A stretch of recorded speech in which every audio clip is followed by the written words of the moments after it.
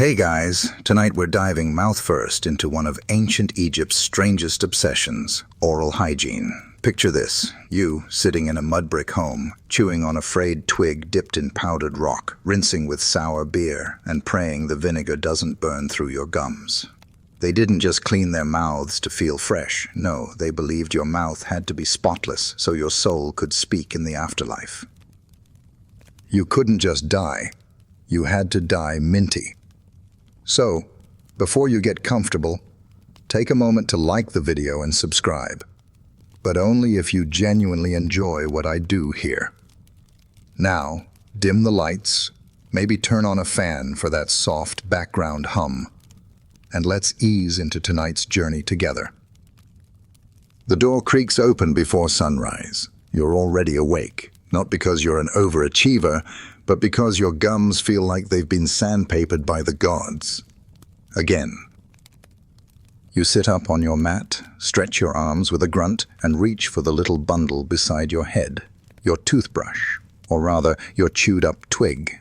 It's a miswak, shaved and frayed by your own teeth, dipped in yesterday's sour beer to activate its properties. You sniff it. It smells like regret. Still, you begin the ritual. The fibers scrape along your molars with all the grace of a chariot crash. You make little hef sounds through your nose to distract yourself, but there's no escaping the vinegar sting that follows. Your mouth feels like it's being judged by every pharaoh who ever lived. Historians still argue whether the average Egyptian had actual good breath, or if everyone just got used to the smell of each other. Some scrolls mention mint, cloves, and even cinnamon soaked in wine. But those were luxuries. You, like most, are stuck with garlic-flavored beer and something suspiciously gritty from the apothecary. There's a mainstream belief that ancient Egyptians invented toothpaste. They did, sort of. A mix of crushed rock salt, dried iris flowers, pepper, and, wait for it, ox hooves. Your cousin tried it once. She hasn't smiled since. But even more interesting is the deeper reason for all this agony. The ancient Egyptians weren't just afraid of cavities. They were terrified of silence. Not being able to speak your name in the afterlife meant spiritual death. So your mouth had to be clean. Not polite clean, divine clean. So yes, you gag every morning. You wince. You spit something unspeakable into a cracked ceramic bowl. Because in Egypt, hygiene is sacred. And halitosis is hell. You pocket the vinegar-soaked herbs for later. There's no way your stomach can handle that so early, and glance over at your small pouch of dental powder. It's a luxury, really, considering most people in your village rely on whatever ash or chalk they can scrape together, but you, being slightly more resourceful, or unlucky, depending on how you look at it, managed to trade 2 fish and a bowl of lentils for this particular batch. You open the pouch, and the smell hits you like a dusty slap. It's earthy, sharp, and a little burnt, like a kitchen accident someone tried to disguise with cinnamon. You dip the end of your frayed stick into it, and start the gritty task of brushing. And by brushing, we mean grinding. Egyptians didn't have soft bristles or gentle circles. It was more like scraping barnacles off a boat hull, vigorously, with no regrets. The mixture. A legendary concoction of crushed ox hooves, burnt eggshells, rock salt, and sometimes, just to keep it spicy, ashes from incense burned the night before. If that sounds awful, that's because it was. Even ancient scribes wrote poems that loosely translate to, "My gums weep, but my soul is pure." One ancient recipe even included dried mouse bones. Not exactly your peppermint Colgate. Historians still argue whether these ingredients were meant more for symbolism than actual hygiene. Some say the eggshells represented rebirth, the incense a purifying offering to the gods. Others insist it was just the only mildly abrasive stuff lying around. You'll be reminded of this as a bit of shell wedges into your gum line and stays there all day like a tiny knife of regret. Still, you push on. The goal isn't comfort, it's cleanliness, which for the ancient Egyptians included spiritual cleanliness. Every part of the body had to be purified as part of the daily ritual known as sao. You might be a farmer, but you're also part of the grand machine that keeps Ma'at, the universal order, balanced. And breath, it's part of that too. You spit, gag, and try not to cry as the powder creates a mini dust storm in your mouth. You try to rinse with a mouthful of water, but it's warm and tastes like pottery. It doesn't help much. Your neighbor chuckles as she walks by. Ah, you got the ox hoof blend. Tingles, doesn't it? You nod, not because you agree, but because your tongue is temporarily paralyzed. And yet, this was state-of-the-art dental care.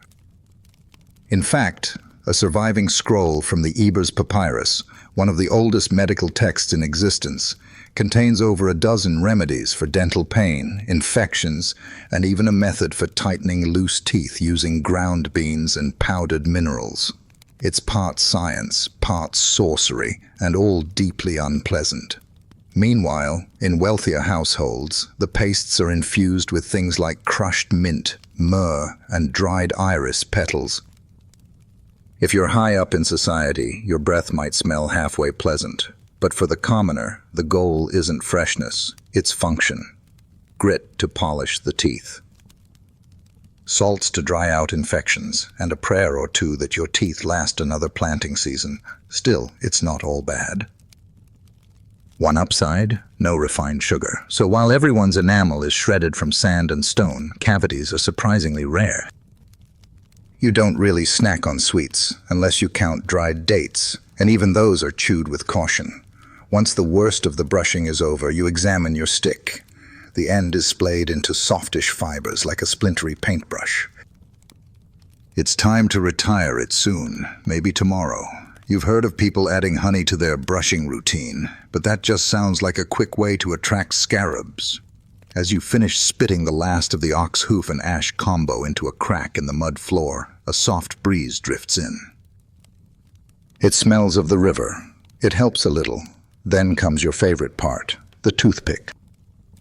Not fancy wood or metal, but a sharpened date stem or bone sliver. You gently probe between your molars, fishing out the last of yesterday's barley. If you're lucky, there's no blood. If you're not, well, there's always beer for that. It's said that ancient priests would clean their teeth 5 times a day, especially before rituals. You consider this and feel mildly impressed. Or mildly horrified. Maybe both. Still, you have to admit, there's something soothing about the repetition. The scraping, the rinsing, the quiet gagging. It's all part of daily life, and somewhere between the filth and the faith, you realize you're ready to face the day. As you step outside, the sun is finally climbing over the palm trees.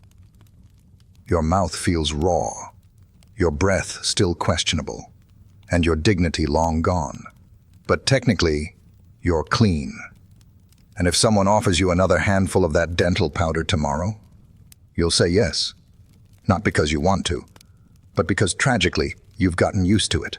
You start to feel a little proud of yourself. After all, not everyone can survive a mouthful of ox hoof and burnt eggshells before sunrise. You, on the other hand, are a seasoned brusher now, ready to face whatever other charming surprises Egyptian hygiene might have in store. And speaking of charming surprises, it's time to talk about your toothbrush, or rather the stick you've been chewing into submission. This isn't some mass-produced piece of plastic with engineered bristles and ergonomic grip. No, what you've got is a miswak, a frayed fibrous twig stripped from the roots of a Salvadora persica tree if you're lucky, or just some nearby bush that looks vaguely chewable if you're not. You begin your inspection of today's tool. The end of the stick looks like a shredded paintbrush, though shredded might be generous. You've worked on it so much it resembles something dragged behind a donkey cart. Still, it's surprisingly effective. The tiny fibers get between your teeth. They massage your gums, and every few minutes, you have to spit out splinters like you're a living woodworking project. The miswak is more than just a brush. It's a status symbol, a religious item, and a token of tradition. Egyptians weren't the only ones using them. People across the Middle East and parts of Africa still do. But in your day, it's state-of-the-art dental equipment.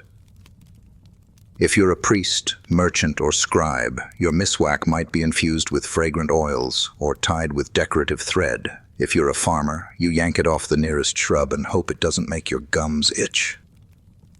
Historians still debate exactly how standardized the use of these sticks was in ancient Egypt.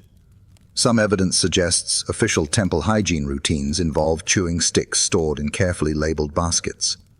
Others believe it was entirely personal. Just you, your twig, and whatever grit you didn't want in your teeth that day.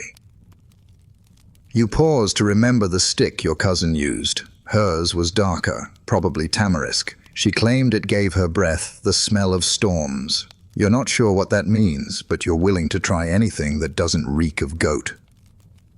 As you chew, the fibers release a faint taste. Not sweet, not bitter, but vaguely plant-like and distractingly chewy.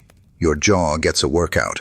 It's not unlike gnawing on licorice root. If licorice root had a long history of dental splinters and the ability to cause sudden, unexpected tongue pokes.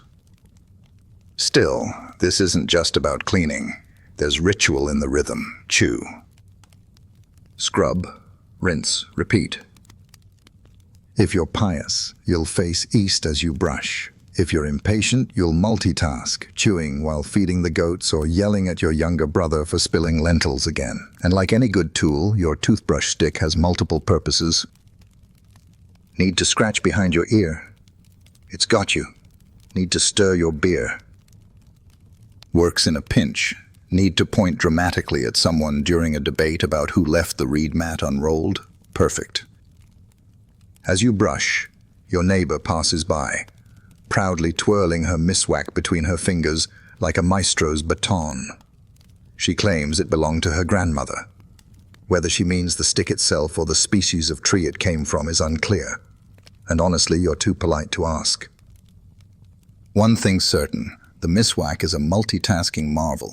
Some even believe it possesses spiritual properties, that the act of chewing connects you with the gods, or at least keeps the lesser demons out of your mouth. You're not sure if your demons are gone, but you do feel a little less like a walking tomb.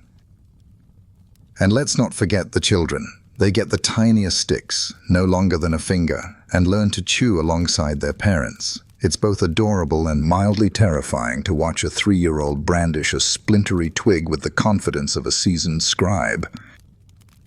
Of course, toddlers occasionally swallow theirs. That's when the emergency beer rinse comes in. But the weirdest part of it all, the brushing seems to work. Despite your terrible diet and lack of modern dentistry, your teeth are mostly intact. Yes, they're worn flat like marble tiles. Yes, your gums bleed if you breathe too hard, but all things considered, you're holding up better than most 21st century snack addicts. You finish your brushing session with one last bite down on the stick. A satisfying crunch. That's probably just the bark, right? You spit it out anyway and toss the stick into your fire pit.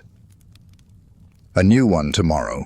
Maybe tamarisk this time. You've survived another morning with your trusty twig, and as far as ancient Egypt goes, that's a win.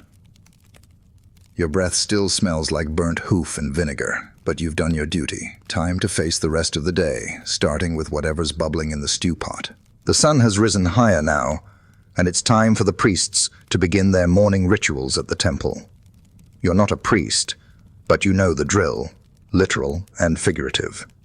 Temple hygiene was no casual matter. These were men tasked with caring for the gods' earthly homes, and they were expected to be as pure in body as they were in spirit. That meant bathing 4 times a day, shaving every inch of body hair, and, most curiously, maintaining impeccable breath. You walk past the temple walls and catch a glimpse of one such priest mid-spit.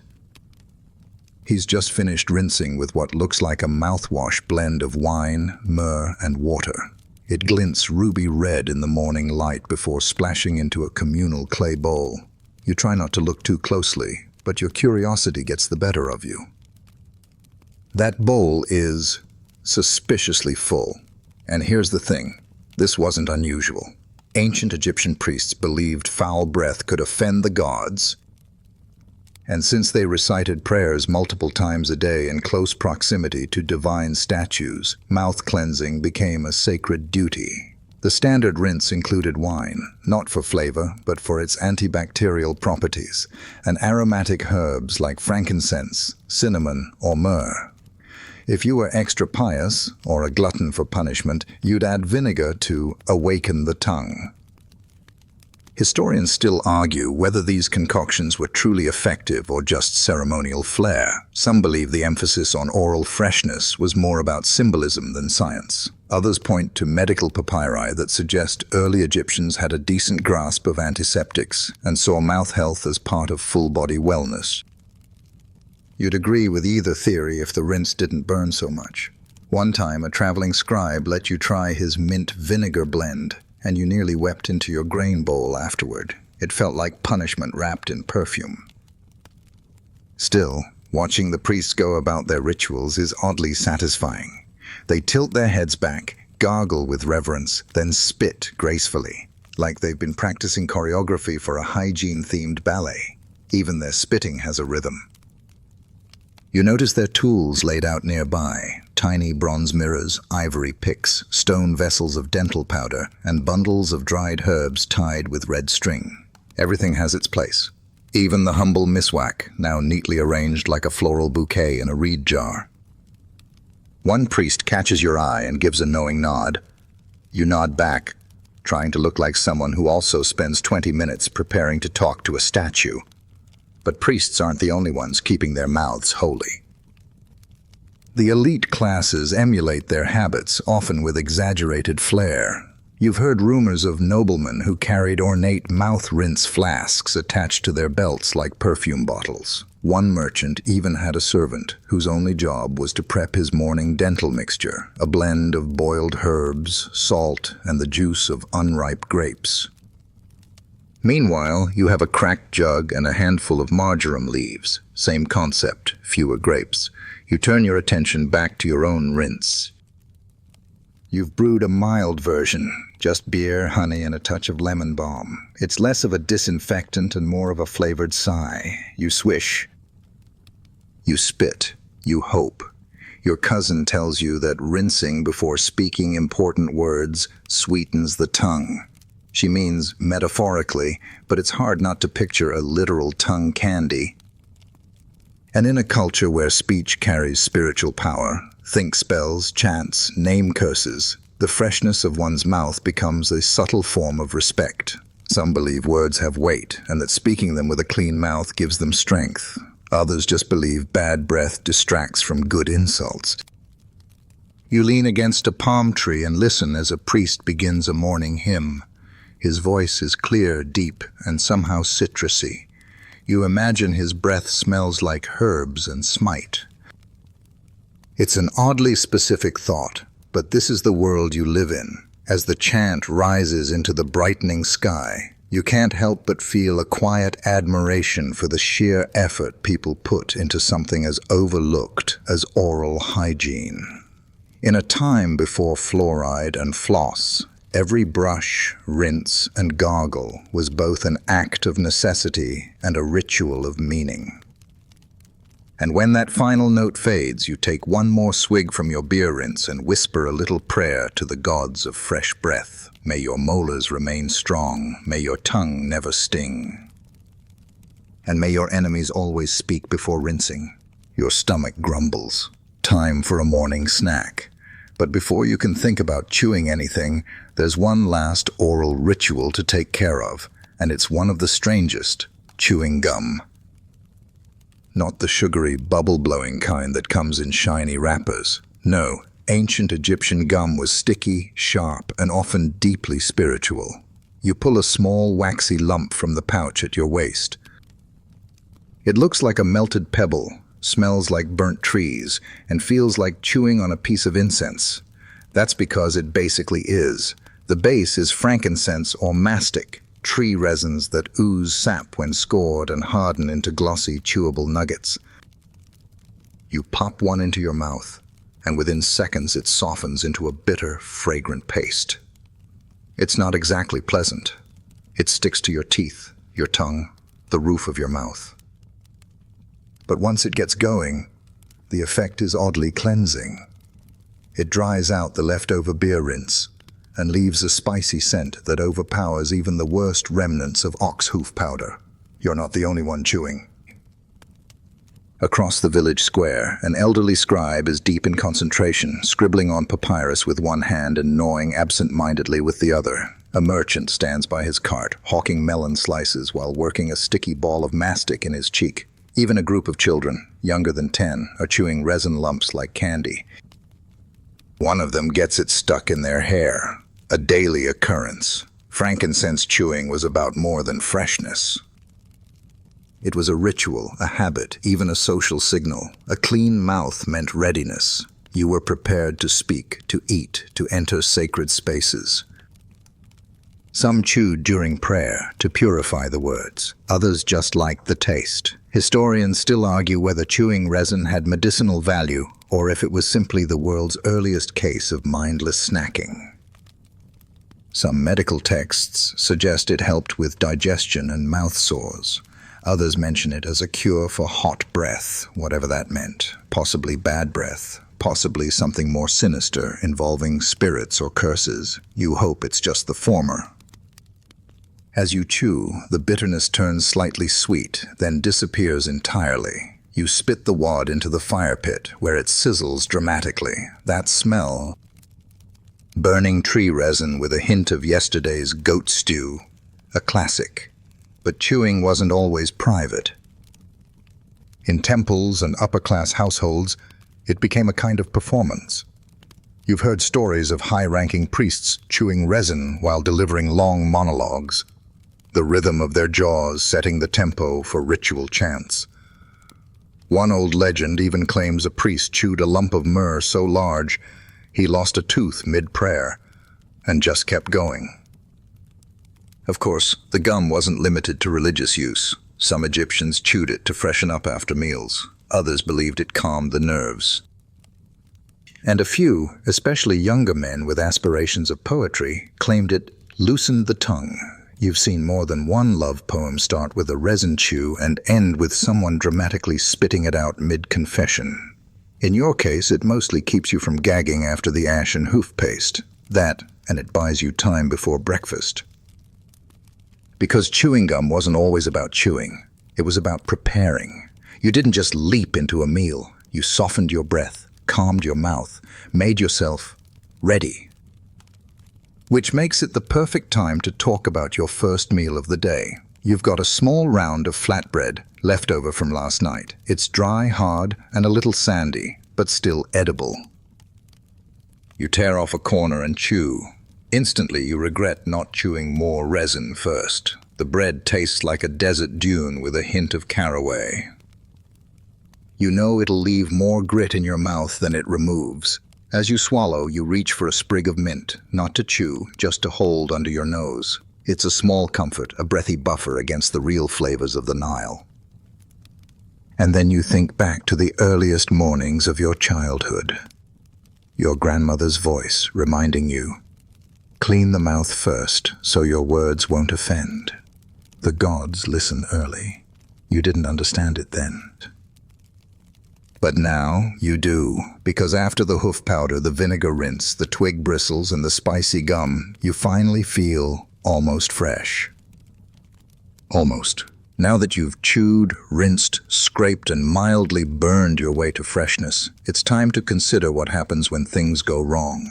Specifically, when your tooth starts throbbing like it's been cursed by a particularly vengeful hippo goddess. Because in ancient Egypt, toothaches weren't just painful. They were practically supernatural events. Your cousin groans beside you, clutching the side of her jaw like it's about to detach. Her cheek is puffy, her eyes are glassy. You recognize the look. This isn't just a bad molar. This is a full-on spiritual emergency. The first step, naturally, is to consult the local healer. And yes, he doubles as the village butcher, but that's not important right now. What is important is that he arrives wearing a leopard skin sash, a reed box of magical amulets, and the confidence of someone who once extracted a goat's tooth with a spoon. He begins by lighting incense. Thick, choking clouds of it. You can barely breathe, but your cousin nods solemnly. This is just how it's done. He recites a spell, softly at first, then louder, something about banishing the worm of rot from the sacred root. He sprinkles crushed herbs into a small bowl, adds a splash of beer, and stirs it with a toothpick that looks alarmingly used. The paste he creates is sticky, green, and vaguely glowing. This goes directly into your cousin's mouth. She does not enjoy this. The recipe, he explains, includes ground cumin, onion juice, moldy breadcrumbs, and something he calls lizard balm. You don't ask. You don't want to know. But the idea is clear. Numb the area, distract the spirits, and hope the pain goes away. Ancient Egyptians genuinely believed that toothaches were caused by spirits, or tiny worms that bored into teeth, invisible to the naked eye. Historians still argue whether this was metaphor or misunderstood biology. But regardless of interpretation, the treatments all leaned heavy on two things: magic and mouthfuls of truly awful goop. You've seen other remedies too. Some people press cold copper coins to their cheeks. Others chant directly into a bowl of milk before spitting it into the river. One particularly ambitious friend once claimed to have scared her tooth pain away by yelling at a statue of Anubis. She was back the next week with a bandaged jaw and a lot of regret. In more serious cases, a scribe might be sent to record the illness. Yes, toothaches were scroll-worthy. The Eba's papyrus includes more than a dozen treatments for mouth burning, tooth loosening, and jaw devils. Some sound vaguely helpful, like rinses made with fig juice and thyme. Others read like dares. Place the bile of a bull on the tooth. Do not swallow. You'd think, with all the magic and medicinal effort, someone might have invented dental surgery. But no. Extraction, when it happened, was usually a matter of brute force. The same guy who fixed your sandals might pull your tooth, with pliers if you're lucky, with fingers and prayer if you're not. Your cousin groans again. The paste has taken effect, sort of. Her tongue is now green. She seems a little drunk on the fumes. The healer hands her a small charm, a clay scarab with a line of script that translates loosely to "Stay in your place, O pain." She tucks it under her tongue like it's a mint. You try not to laugh because honestly you've done the same. Pain relief in ancient Egypt was a strange mix of herbs, hope, and heavy suggestion. Did the spells work? Maybe. Did the herbs help? Sometimes. But more than anything, it was about believing your suffering had meaning and that someone, somewhere, could help you. You think back to the old woman who swore by crocodile fat, another who claimed papyrus strips soaked in goose grease cured anything from ulcers to heartbreak. Were they right? Maybe not. But they were committed. And then, of course, there was the priest who insisted that if you whispered your symptoms to a lotus flower and then tossed it into the Nile, the river gods would carry the pain away. You tried that once. The flower came back. That's when you started brushing harder. Your cousin is lying down now, finally asleep. Her jaw still twitches, but the worst seems to have passed. For now. You take a moment to appreciate the quiet. The heat, the soft buzzing of flies, the faint smell of cumin and onion juice clinging to the air like a warning. And you think, maybe tomorrow you'll start brushing twice a day. Just in case. As your cousin snores gently, mouth slightly open, scarab charm still tucked under her tongue, you sneak a glance into her satchel. You're not snooping exactly, you're just curious. And what you find inside makes your breath catch for a moment. It's a small linen pouch filled with the kinds of things you've only ever seen in temple storerooms or wealthy homes. Tweezers made of copper, a delicate bronze toothpick, a sliver of polished obsidian, and what looks suspiciously like a surgical hook. These aren't beauty tools. These are dental tools, and they're not there by accident. You remember a story your uncle used to tell about how even the dead in ancient Egypt were packed with the tools they'd need for eternity, including dental kits. Because if you had bad breath in life, you could be sure the gods weren't letting you into paradise with gingivitis. Mummification wasn't just about wrapping you up like a burrito. It was about presentation, and that included your teeth.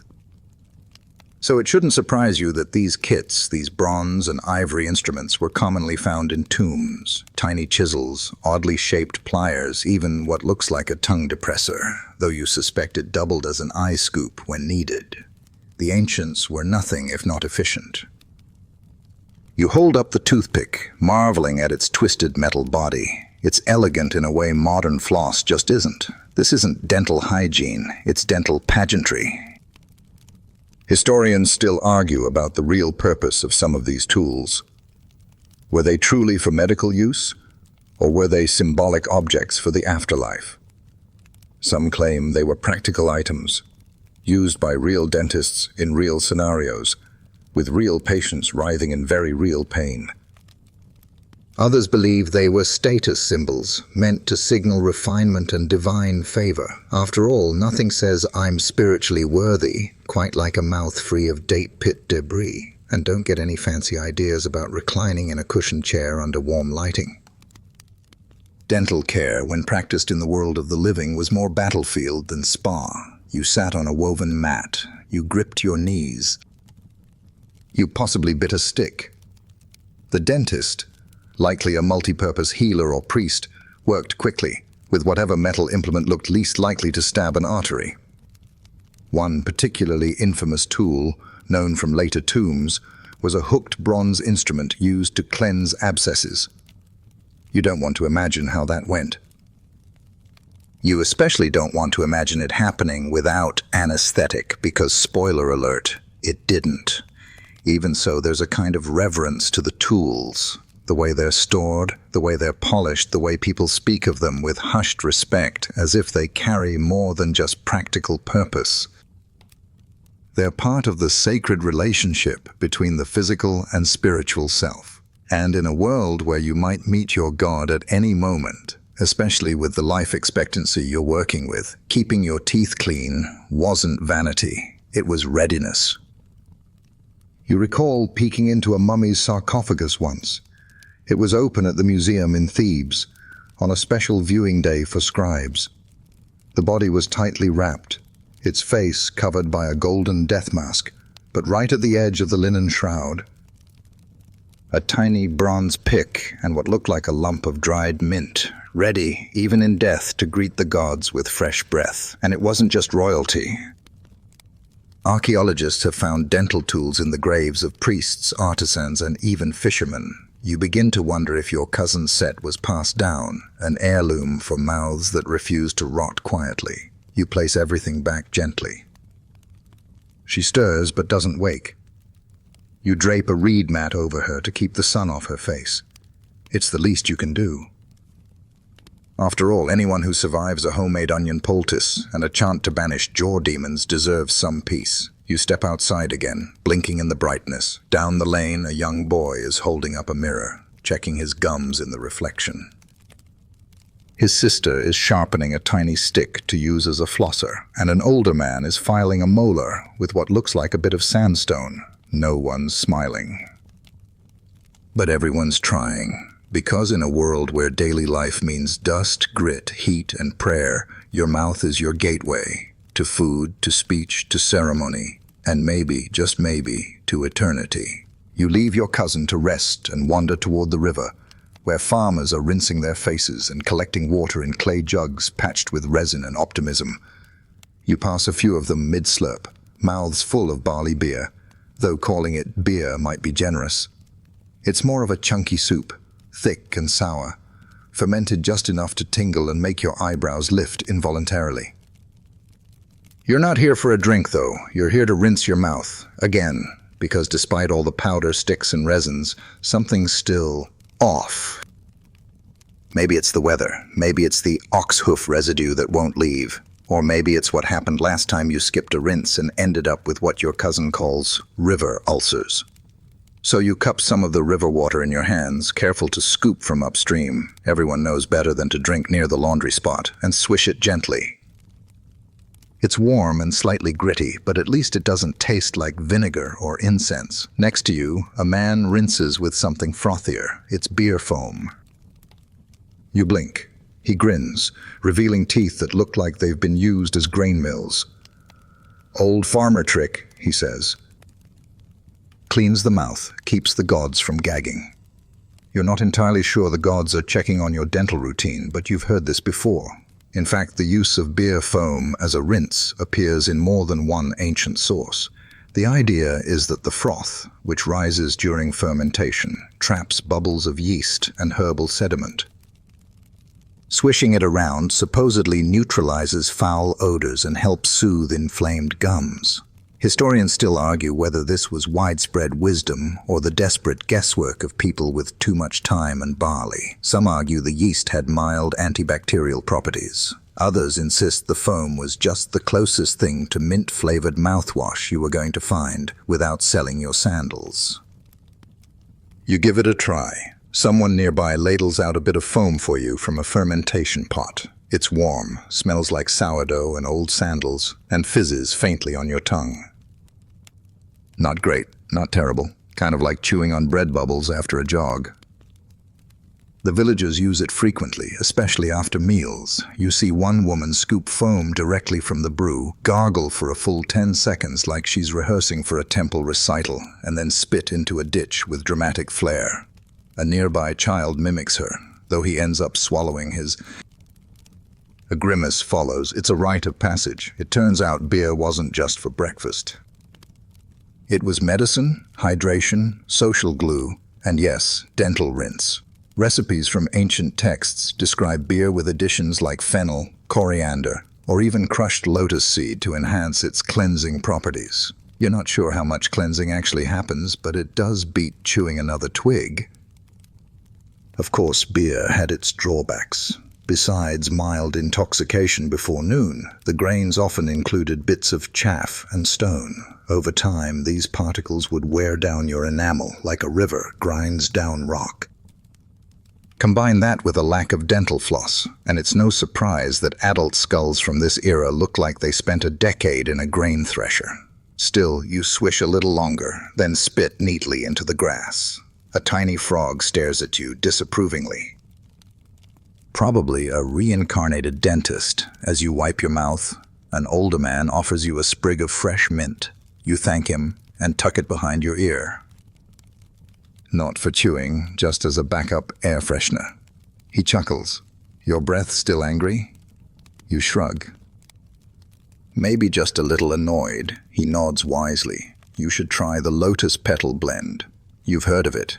Steeped in warm beer, mixed with honey and thyme. Used mostly by nobles or overly ambitious poets.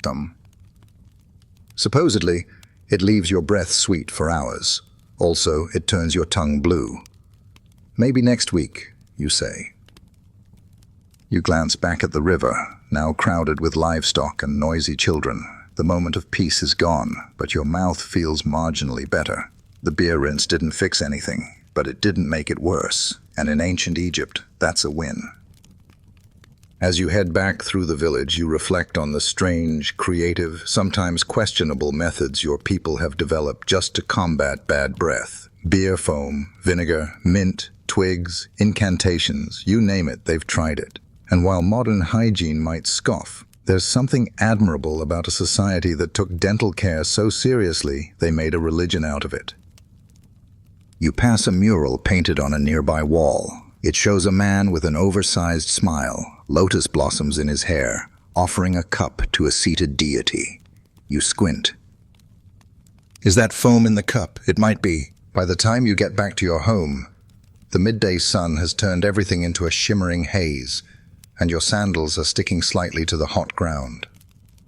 Your mouth is dry again, of course, and you're vaguely aware that you've swallowed a fair amount of river grit, beer residue, and probably a bug or two.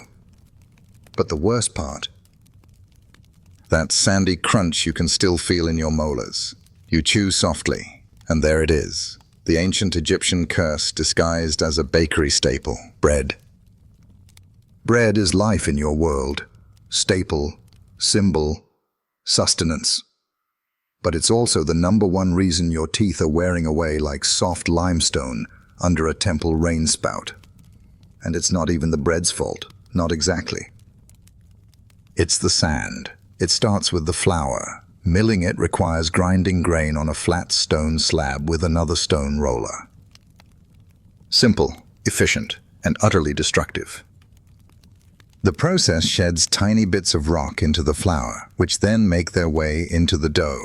Add in the dusty air, sandy storage jars, and the habit of baking directly in ash, and voila! The average Egyptian loaf is basically a sandstone muffin. You break off a piece of flatbread and examine it. There's a visible sparkle. That's not seasoning. That's quartz. You bite anyway. It crunches loudly. You wince. So does the man walking by. He knows that sound. He gives you a look that says, "I see you've joined the Molar Erosion Club," and you nod back solemnly. Historians still argue whether ancient Egyptians knew how destructive their bread was to their teeth. Some believe they simply accepted it as part of life, wear and tear in service of the gods of carbs. Others think wealthier families used finer milling techniques to reduce the grit, but there's only so much sifting you can do with a reed basket. Your cousin once tried a new method, soaking the bread overnight to soften it. It worked, until mold set in. She ate it anyway.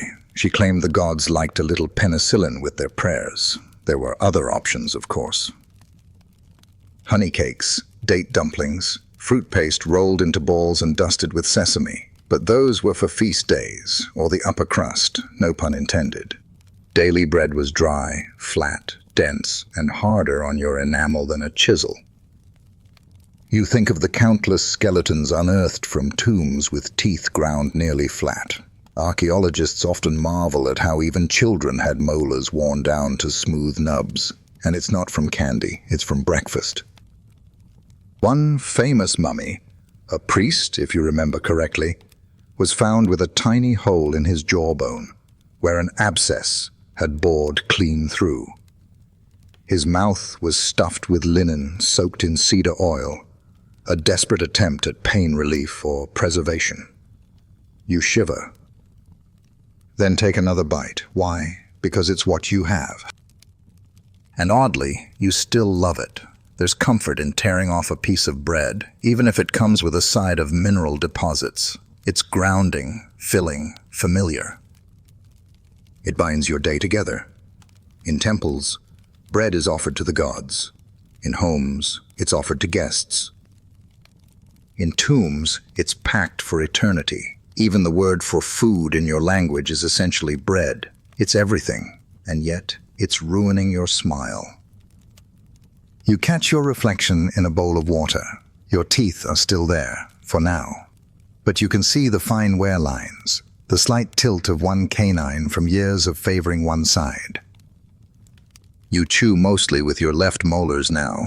The right ones gave up last planting season. You remember a man from downriver who claimed to make bread without sand. Pure flour, he said, ground with a stone soaked in oil. His loaves were soft, pale, and shockingly expensive. He sold out within a week and disappeared.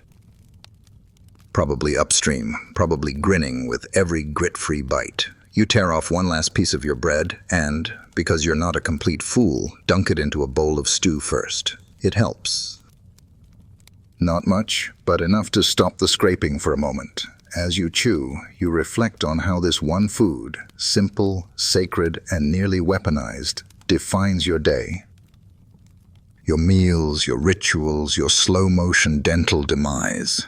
And still, you'll wake tomorrow and reach for another loaf without question, because in the land of pyramids and papyrus, bread is king. And your teeth? Well, they're just the royal subjects. You finish the last of your sandy bread and lean back on your reed mat, wiping your mouth with the back of your hand. The air smells of roasting garlic, clay dust, and, unmistakably, something swampy. That particular note wafting on the breeze. You know it anywhere. Crocodile dung. And that can only mean one thing. Your neighbor is applying sunscreen again. Yes, sunscreen, because here in ancient Egypt, where the sun doesn't just shine but attacks, skincare is survival, and people will try just about anything to stay youthful, attractive, or at least uncrispy. 10. Including, yes, rubbing crocodile excrement all over their face. You walk to the edge of the courtyard, where she's seated cross-legged, carefully smearing a brownish-green paste along her forehead. She doesn't flinch. You, on the other hand, involuntarily recoil. She catches your expression and shrugs. "It works," she says, wiping her hands on a bit of linen. Smells awful but keeps the skin soft, and the flies off. You can't argue with that, because as foul as it sounds, crocodile dung was genuinely part of some ancient Egyptian beauty regimens, often mixed with honey or oils to create balms. It was thought to be cooling, healing, even magical. You're not sure how that theory started, or who first saw a basking croc and thought, "I want that glow," but here you are. And it wasn't limited to sunscreen. The same ingredient occasionally made its way into oral treatments. That's right, some believed crocodile dung, dried and crushed, could be used in dental pastes or breath-freshening mixtures. The logic: it came from a fearsome beast and was therefore imbued with strength. Or maybe someone just lost a bet. Historians still debate whether this was widely practiced or more of a fringe behavior reserved for those with very strong stomachs. There's even disagreement about the exact source of this belief. Some think it had to do with the association between crocodiles and the god Sobek, who represented strength, virility, and protection. Others think it was simply one of many substances tried out in the long, gross history of folk remedies. You watch as she fans her face, letting the paste dry. Her daughter walks by and sprinkles crushed mint on her mother's neck. "For the smell," she says. It helps, barely. You think back to the other strange pastes you've seen. Some people use honey and natron. Others swear by crushed lotus petals or resin mixed with goat's milk. One woman, you'll never forget this, used powdered oyster shell and bat saliva. For spiritual exfoliation, she claimed. And it's not just women. Men in the temples regularly apply balms before rituals, sometimes scented, sometimes chalky, and occasionally tinged blue. You once caught a glimpse of a priest smearing something behind his ears that looked suspiciously like mashed figs. Whether it was for sun protection or seduction, you never found out. Of course, all of this ends up in your mouth eventually. The constant touching, the sweat, the wind, the dust, all of it swirls together until you're brushing away more than just plaque. You're brushing away the Nile itself. You grab your miswak stick again and chew absent-mindedly as you reflect on how hygiene here is a full-body experience. There is no boundary between skincare and oral care. Everything overlaps. A balm for your face might double as a poultice for sore gums. A mouth rinse might end up as a perfume. It's a beautiful, messy, interconnected system, full of creativity, resilience, and questionable decisions. You catch a whiff of your neighbor's sunscreen again and involuntarily gag. She doesn't notice. She's too busy patting the paste into her cheeks, with the focus of a temple artist applying gold leaf. You wonder what future generations will think when they uncover the tools and residue of this era. Will they marvel at the ingenuity or gag at the ingredients? Probably both. You make a mental note: never borrow skincare from a woman who stores her creams in sealed clay pots labeled with a snake symbol. And maybe, just maybe, you'll skip the croc dung mouthwash this time. The afternoon passes slowly, as it always does when the sun has declared war on the earth. And even the cats have flopped belly up in the shade, surrendering to the heat. You sit beside a basket of dried herbs, gently crushing a handful of peppermint leaves with your thumb. The scent is strong, sharp, and mercifully refreshing. You bring your fingers to your nose and inhale deeply. For a moment, you forget about the crocodile paste still clinging faintly to your neck. Then someone walks past and reminds you. "You smell like the priest's laundry pile," they mutter cheerfully. You smile, because really, compared to what comes next, you're practically a bouquet. It's time for the part of your beauty routine that even the most devout Egyptian might skip when they think no one's watching. The oral glamour rituals. And yes, they're exactly as painful as they sound. You sit cross-legged and reach into a palm fiber pouch. Inside is a small pot of powdered malachite, shimmering green and dangerous. It's used primarily for eyeliner. But today, you're not putting it on your eyes. You're tracing a faint line along your gum line with a tiny reed stylus. Not for health, for beauty. Some claim it tightens the gums. Others believe it repels evil spirits that enter through the mouth. Still others say it's just to match your jewelry. Either way, it tingles.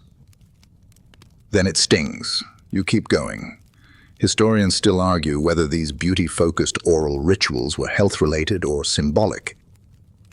There's evidence of red ochre being used on lips and even rubbed onto teeth, possibly as a dye or status marker. Perfumed oils were swished and then spit out like a minty blessing. And in rare cases, noble women were known to pierce the skin of their inner cheeks to apply perfume directly, so their breath would smell like cinnamon, even during conversations about tax grain. You've never tried that, and you don't plan to, but you have seen someone apply crushed rose petals to their teeth like paste. The result? A gentle pink tint, and the constant risk of petal chunks mid-smile. One scribe swore it made her more persuasive. Another claimed it cured hiccups. It didn't. You dip a cloth into a pot of myrrh oil and gently blot your tongue. It tastes like incense dipped in sap. You wince, but your breath immediately improves. You could knock out a crocodile with what you were exhaling earlier, so this is progress. Nearby, your friend is threading a tiny gold chain between two of her teeth. It's more for decoration than function, but she swears it keeps her molars aligned. It doesn't. But it does distract from the gap where a premolar used to be. You reach for one last tool in your beautification arsenal, a hollow reed filled with powdered mint and a hint of ground lotus seed. You blow gently into your mouth, coating the inside with a fine, cool dust. You then sneeze. Violently. This is normal. Even with all this effort, you know it's temporary. You'll be back to chewing sand-crusted bread by sunset, but there's something deeply soothing about the ritual, about the idea that, just for a few minutes, you can pretend that your breath is flower-scented and your teeth gleam like alabaster, not like worn ivory tusks. In high society, oral beauty was a matter of status. The wealthier you were, the more elaborate your regimen. Some women allegedly wore lip stains made from beetle shells and cochineal. Others rinsed with wine infused with rose hips and fennel seeds, believing it made them better kissers, or at least more tolerable ones. One scroll even describes a woman who had tiny shell inlays pressed into her incisors. They fell out during a feast and were swallowed by a visiting priest, sparking an entire debate on etiquette and sacred digestion. You look at your reflection in a polished bronze mirror. The edges are wavy, and you can't tell if your gums look fashionable or just mildly inflamed. Either way, you smile and nod at yourself like someone who has tried her best. And honestly, in ancient Egypt, where nearly everything you touched could either bless or infect you, trying your best is half the battle. You spit the last of the mint powder into the dust. A small beetle runs past, utterly unbothered. You stand, stretch, and shake your arms out. You're refreshed, fragrant-ish, and very possibly glowing. Whether from oil or early heat stroke is hard to say. As you walk toward the river to meet a friend for the evening meal, you pass 3 women with violet-dyed mouths and matching linen wraps. They're laughing, teeth tinged purple from berry-based rinse. You smile at them. They smile back. No one mentions the crocodile scent. That in itself is a small mercy. As twilight begins to settle and the sky fades from gold to bruised plum, the streets grow quieter. The heat still radiates from the baked mud brick walls, but there's a hint of coolness rising from the river. You settle in beside your doorway with a half-empty jug of water and a slice of melon, ready to enjoy the fleeting peace of the evening. But then you hear it, a child crying, not the dramatic "I dropped my date" kind of crying, the real kind, the sharp, pitiful yelp that echoes through clay alleys and hits you right in the molars. You already know what it is, another loose tooth. You stand, stretch, and walk toward the sound. A small crowd has gathered. A boy, maybe 6 or 7, is clutching his mouth and sobbing, his palm stained with a trace of blood.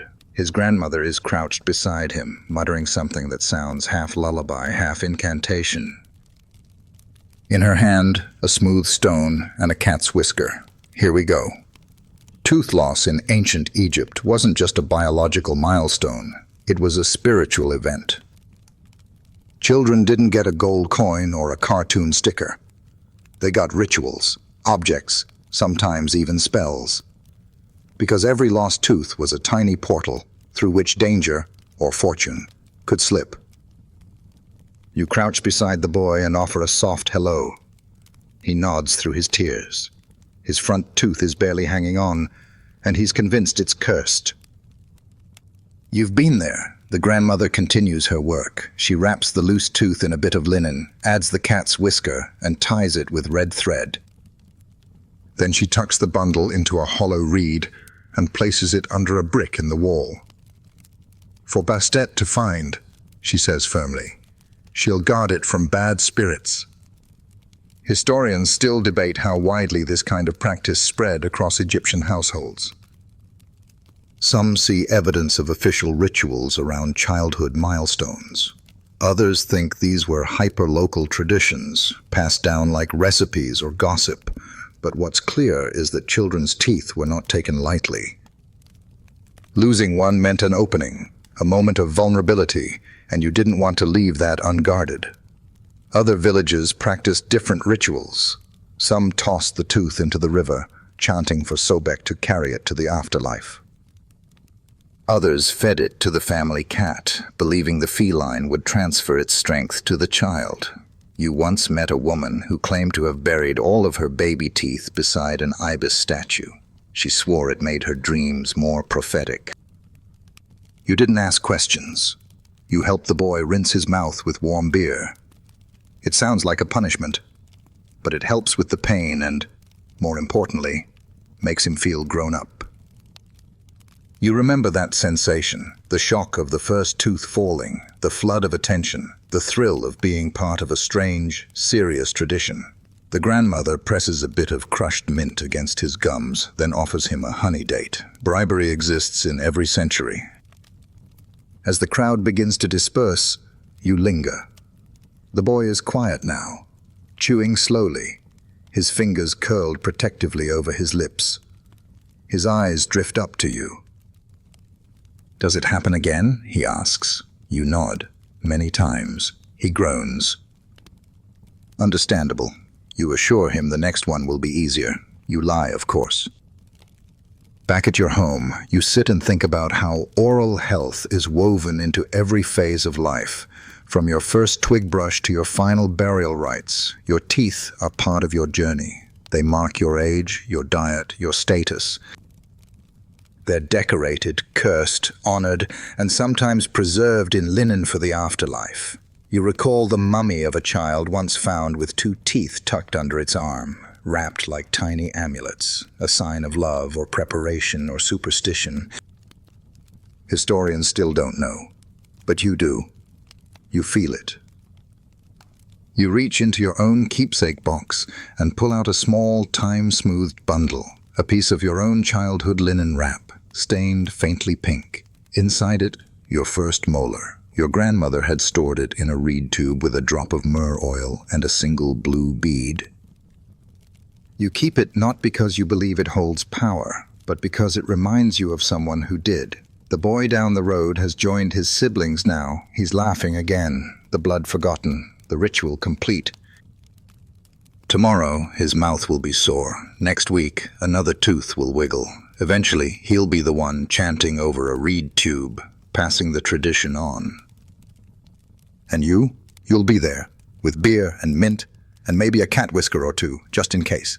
The stars are just beginning to pierce the velvet sky when you reach into the corner of your storage basket and pull out one of your most trusted possessions, a wrinkled strip of old papyrus, browned with age and stained with something that smells faintly like fennel. It's one of your grandmother's scrolls, her personal remedy list. And right there in her handwriting is the cure for what you've been trying to fix all day, bleeding gums. The ingredients are, predictably, not comforting. First, a base of stale beer. Not the fresh, bubbly foam from this morning, but beer that sat in the sun just long enough to ferment a second time. Then add powdered barley, ground green herbs, often dill, marjoram, or the ever-present mint, and the kicker, a smear of rendered lizard fat. You know what you're thinking, and yes, it smelled exactly like that. You prepare the mixture anyway, mostly out of loyalty, partially because you still haven't figured out how to say no to your ancestors. The lizard fat is pungent. You mash the herbs in a bowl with the beer, trying not to gag as you stir. The final result is a thick green paste that looks like something scraped off a temple floor. Still, you dab it on your gums with a strip of linen and let it sit. It burns a little. It tastes worse. You close your eyes and wait for either healing or unconsciousness, whichever comes first. The truth is, Egyptians didn't draw much of a line between medical and magical remedies. In fact, most oral treatments came with both ingredients and incantations. The Ebers Papyrus, the ancient Egyptian medical compendium, includes over a dozen tooth-related entries. One remedy for gum inflammation, for example, lists not just onion juice and carob, but also a specific phrase to whisper while applying it. Come out, spirit of pain, I bind you with words. Historians still argue whether these incantations were simply religious flourishes or seen as essential to the medicine's effectiveness. Some say the words activated the cure. Others believe they simply calmed the patient, like an ancient placebo whispered between clenched jaws. You recite one of your grandmother's old phrases, soft and low. Let the roots drink sweetness, let the mouth speak clean. She claimed it worked better if you said it with honey under your tongue. She also believed her pet goose could detect dental infections, so grain of salt.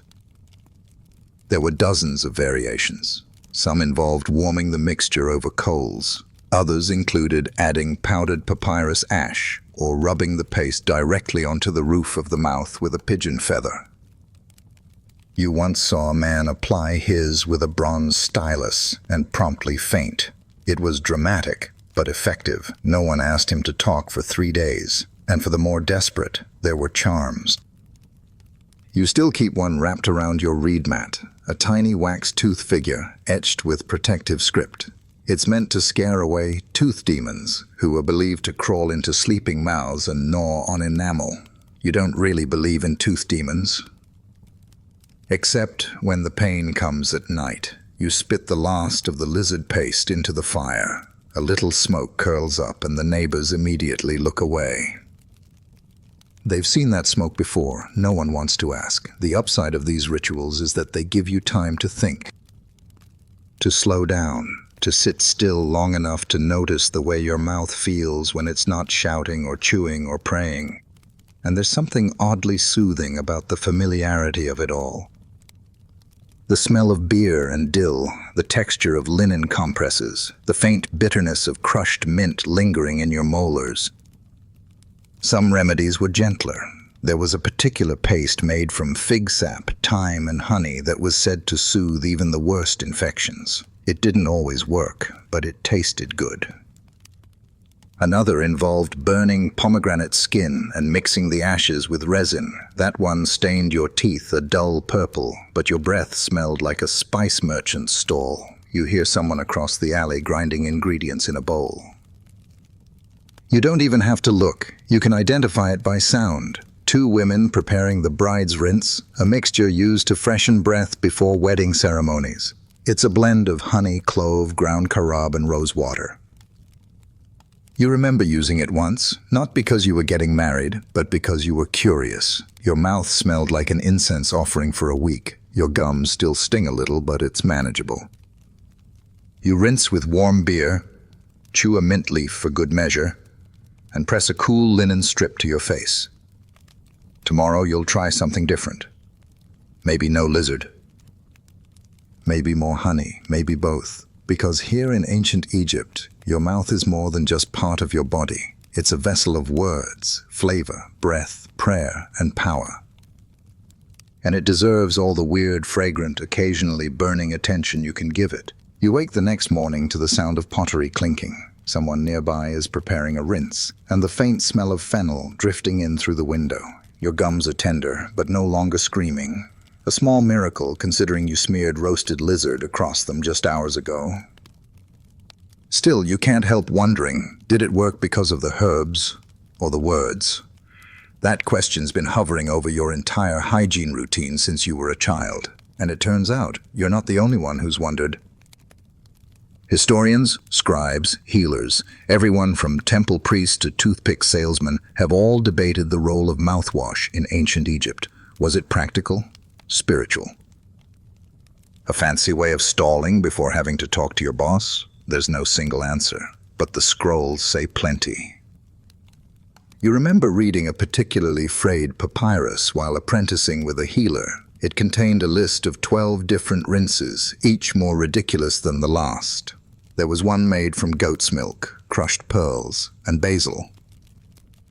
One with honey and garlic steeped in beer overnight, and the one everyone whispered about, the fire flower rinse, which required you to chew on a dried hibiscus soaked in wine, then spit it toward the sunrise while chanting. You tried it once. Your tongue went numb and the sunrise didn't seem to notice. You gather your own rinsing tools, an old clay cup, a few dried herbs, a bit of lemon balm soaked in water, and begin your own ritual. The blend is mild: mint, a splash of beer, and a pinch of dried fig. It won't scorch your gums or summon any gods, but it's comforting. And that's the thing. Comfort matters, especially in a culture like yours, where even the most mundane action carries spiritual weight. Swishing liquid in your mouth isn't just for health. It's an act of intention, a preparation. A declaration that your next words will matter, whether they're prayer, poetry, or an offhand comment about someone's ugly sandals. Historians still argue whether these rinses were developed by priests for temple use or by healers for everyday life. One theory suggests mouthwashes began as purification rituals required before entering sacred spaces. Another claims they were an extension of broader hygiene practices among the elite, gradually filtered down to common folk through imitation, gossip, and trade. Either way, they stuck. You remember a trader who swore by his own 3-rinse rule: wine for the morning, vinegar for midday, and beer foam for bedtime. He smelled like a walking kitchen and had a tendency to spit too dramatically, but his teeth, surprisingly intact. Then there was the older priest you once met in Thebes. His rinse was a mystery. He carried it in a sealed jar, wrapped in linen, and would only use it behind a screen. When you finally asked him what it contained, he whispered, "Papyrus ink, lotus root, and the breath of silence." You didn't press him for more. In your own family, your grandmother was the rinse queen.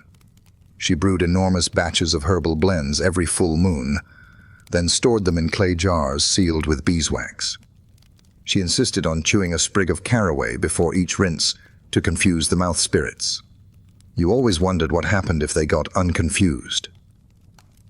Today your rinse is simpler. The mint cools your tongue, the fig cuts the bitterness. The beer adds that familiar tang of barley and near fermentation that no Nile-born child can ever truly forget. You swish, you gargle. You spit into a patch of reeds outside your door. The neighbor's goat eyes you judgmentally. You feel marginally fresher. You reflect for a moment on how even now, after all the scraping and chewing and spiritual breath freshening, your oral hygiene still walks the line between medical science and ritual art. Every rinse is a performance, every mix a gamble, every sip a prayer. And there's something poetic about that. Because you know, not in some scholarly, distant way, but in your bones, that your mouth is a vessel. Not just for food and air, but for music, for memory, for magic, and if it takes a little mint, a little lizard fat, and a whispered blessing to keep that vessel clean, so be it. You rinse once more for luck. And this time you do chant, just a little. Later in the morning, as the sun climbs and the flies begin their aggressive campaign against your eyelids, you notice something odd. The neighbors are oddly quiet. No pounding grain, no singing, no arguments about whose donkey is blocking the alley. Just the rustle of linen and the faint scent of perfume on the breeze. That can only mean one thing: the nobles are awake, and with them, the great divide in dental dedication becomes plain as day. You lean discreetly from your doorway and spot one of them now. A woman in crisp white robes, her hair braided with gold thread, her sandals far too clean to have touched real dirt. She's seated on a stool carved with lotus flowers, being attended to by two servants. One holds a small mirror. The other holds... Is that a tray of dental tools? Yes it is. You've heard stories about the elite and their oral hygiene rituals, but it's different seeing it in real life. Everything is gleaming. She's not chewing on a frayed stick. She's dabbing a paste onto her teeth with what looks like a carved ivory wand. The paste is probably made from imported spices and crushed pearls. The wand might cost more than your house. Her servant then sprinkles something on her tongue, possibly saffron, maybe powdered myrrh, and gently fans her as she swishes a mouthwash made of wine and rose water. When she spits, it's into a small silver bowl. Meanwhile, you're lucky if your spit dries before attracting ants. Historians often speculate on how widely oral care practices diverged between the classes in ancient Egypt. The consensus: drastically, while farmers and workers relied on what was locally available, beer foam, vinegar, river water, ash, the wealthy had access to exotic ingredients, polished implements, and the time to turn dental hygiene into a form of self-worship. Some elite homes even employed personal hygiene servants whose only job was to prepare cosmetics, bath oils, and oral care mixtures. There are temple records referring to a position known as he who oversees the mouths, which historians still debate. Is it a dental assistant or just a very poetic poet? You lean back into the shade and smile, not because your gums are comfortable, they're not, but because you're suddenly struck by how even bad breath is a matter of class. Poorer Egyptians might chew twigs and rinse with flat beer, but nobles could afford real toothbrushes, slender ivory or copper rods with bristled ends. Their powders were imported, their oils perfumed, their pastes hand-ground with cinnamon bark and clove. And most frustratingly, their smiles were usually covered in gold. Literally. You remember once hearing about a noble who had decorative gold bands affixed to his teeth, not for function, just for flair. Another supposedly had a turquoise inlay to disguise a missing molar. The fashion wasn't widespread, but it existed, and once you've seen someone flash a grin that glints in the sun, it's hard to forget. Some families passed down dental tools like heirlooms. Others commissioned their own blends of rinse powders, named and branded like perfumes: Morning Lotus, Mist of Horus, Breath of Isis. You made that last one up, but it wouldn't surprise you if it were real. The woman across the street finishes her routine and takes a date from a golden dish. She bites into it with a tiny crunch, and you imagine that her teeth don't hurt at all. That's probably wishful thinking. Even the rich had to suffer through sand bread sometimes. Still, they could afford fig wine and papyrus leaf floss. That counts for something, but there's a silver lining for the rest of you. You watch her servants tidy up, placing each item carefully back into its embroidered satchel. And you think about your own methods, the twig brushes, the mint, the bizarre pastes and incantations.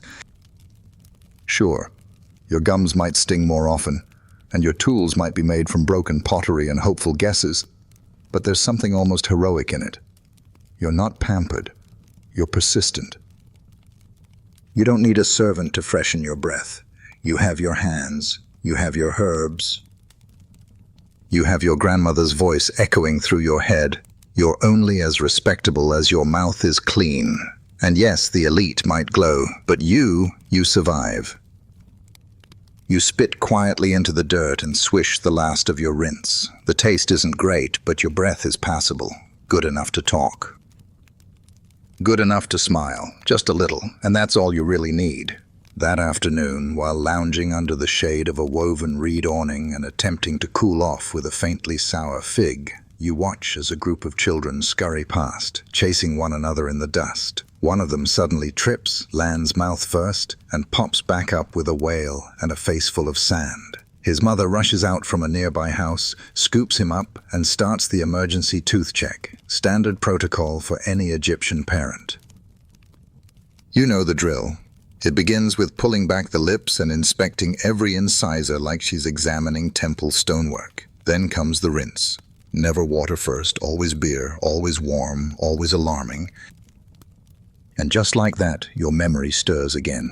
You remember your first tooth falling out. It was sudden. You were gnawing on a dried fig that had probably spent 3 days too many in the sun. A sharp pop, a moment of confusion, and then blood, followed by absolute certainty that your mouth had been cursed. Your grandmother had swung into action. She wrapped the tooth in palm fiber, tied it to your wrist for safekeeping, and whispered something about the cat goddess Bastet coming to bless brave children. You had no idea what was happening, but it ended with honey, so you trusted the process.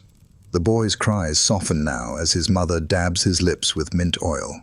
It's an old trick, less for healing, more to mask the metallic tang of blood.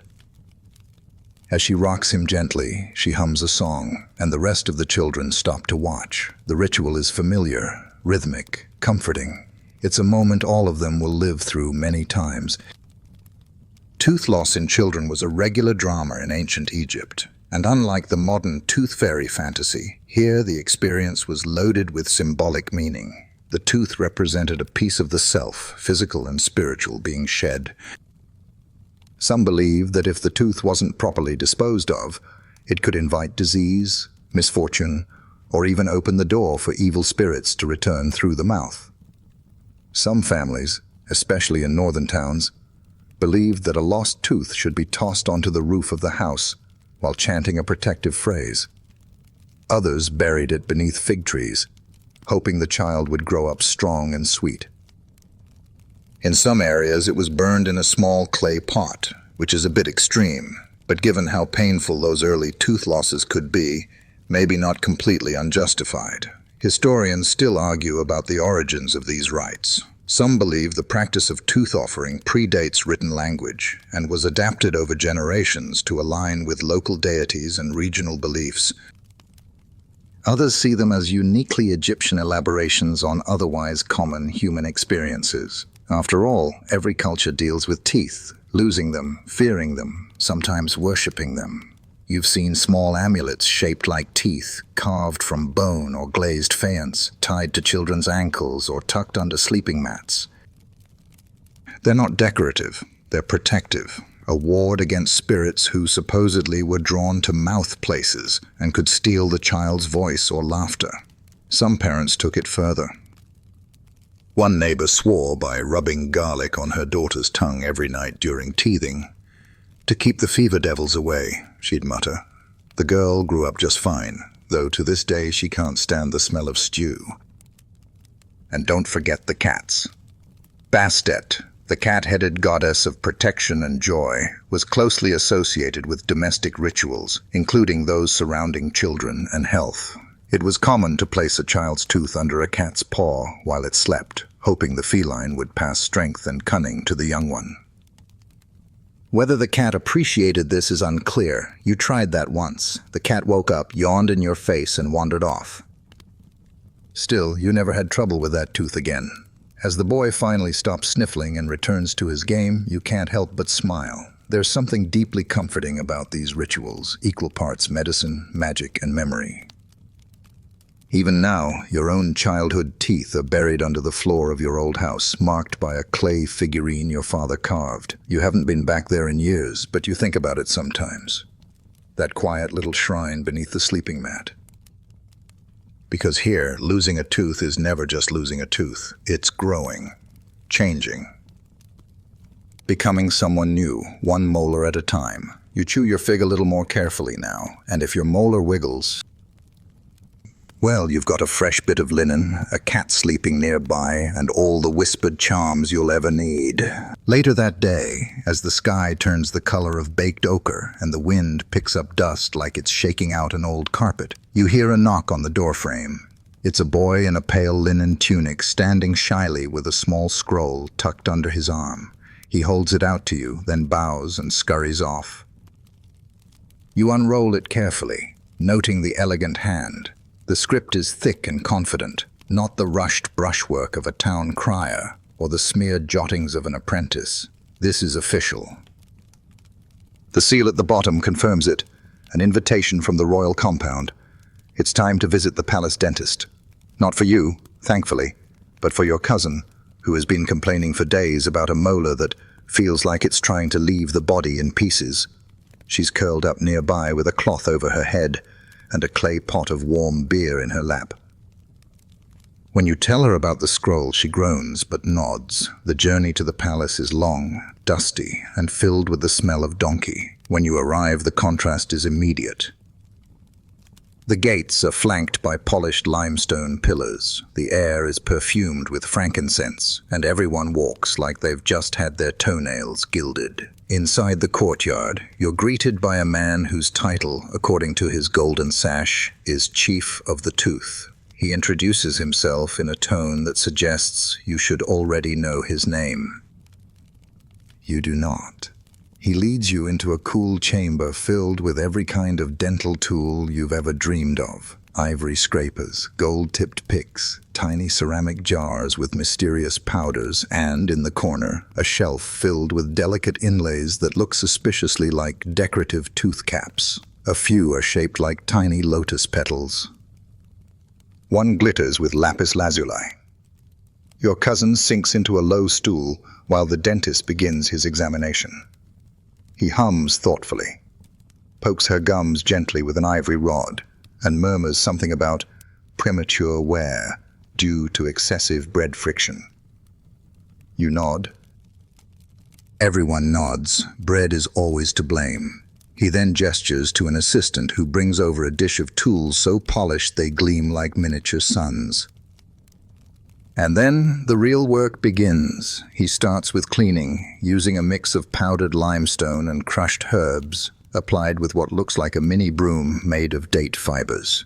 Next comes a rinse, wine mixed with clove and a hint of vinegar, strong enough to make your cousin blink rapidly and question her life choices. Finally, he applies a paste made from honey, myrrh, and, he says this with great pride, ground pearls.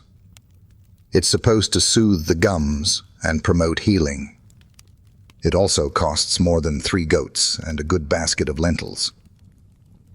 Historians have long marveled at the dental sophistication of ancient Egypt's upper class. While everyday people chewed on sticks and swished beer, palace physicians had access to ingredients imported from all across the Mediterranean. Clove oil from Crete, frankincense from Punt, antiseptic resins from the Nubian deserts, even powdered coral used to fill small cavities. But what truly surprises you is the gentleness, the care. There's no pulling, no blood, no howling. Just a series of precise, practiced movements, as delicate as weaving linen. The chief of the tooth even pauses between steps to ask if the pressure is too much or if the taste is too sharp. You've never seen anyone treat a mouth like a sacred thing before. Your cousin visibly relaxes as the treatment continues. Her eyes close. She's not smiling, but she's not wincing anymore either. When it's done, the assistant offers a final rinse of mint and sweet date water. Your cousin spits delicately into a carved bowl shaped like a lotus flower. You resist the urge to applaud. The chief presents her with a small tooth amulet on a leather cord. For protection, he says, and to remind you to chew on the left side for a few days. She nods solemnly and ties it around her neck. As you leave the palace, she walks lighter, her jaw unclenched, her face no longer a portrait of suffering. You can't help but tease her a little. "So, we're brushing with pearls now?" she snorts. "Only on feast days." Back at home, she carefully unwraps a small pouch given to her by the dentist. Inside, a sliver of gold wire, a pinch of herbal powder, and what appears to be a spare inlay. She tucks it away like a treasure, and maybe it is.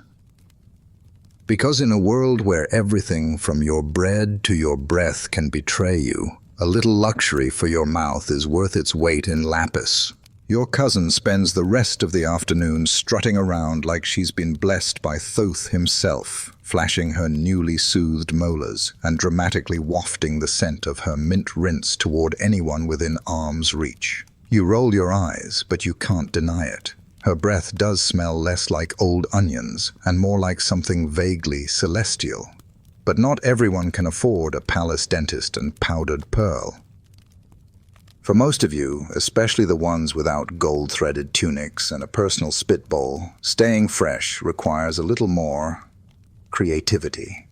Enter perfume cones. You spot one almost immediately as you head into the market square.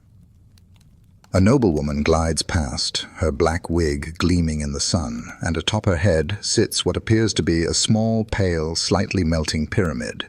It's a perfumed wax cone, one of Egypt's strangest, most brilliant inventions. These cones, made of scented fat and infused with flowers like lotus, myrrh, or frankincense, slowly melt as the wearer walks through the sun. The scent is meant to drift downward, covering the body in fragrance. And not just the body. Eventually, inevitably, it drips down onto the face, into the nose, and sometimes, very unfortunately, into the mouth. You've accidentally licked one before. It's memorable. But while these cones were primarily a cosmetic accessory, in many cases they served an oral purpose too, sort of.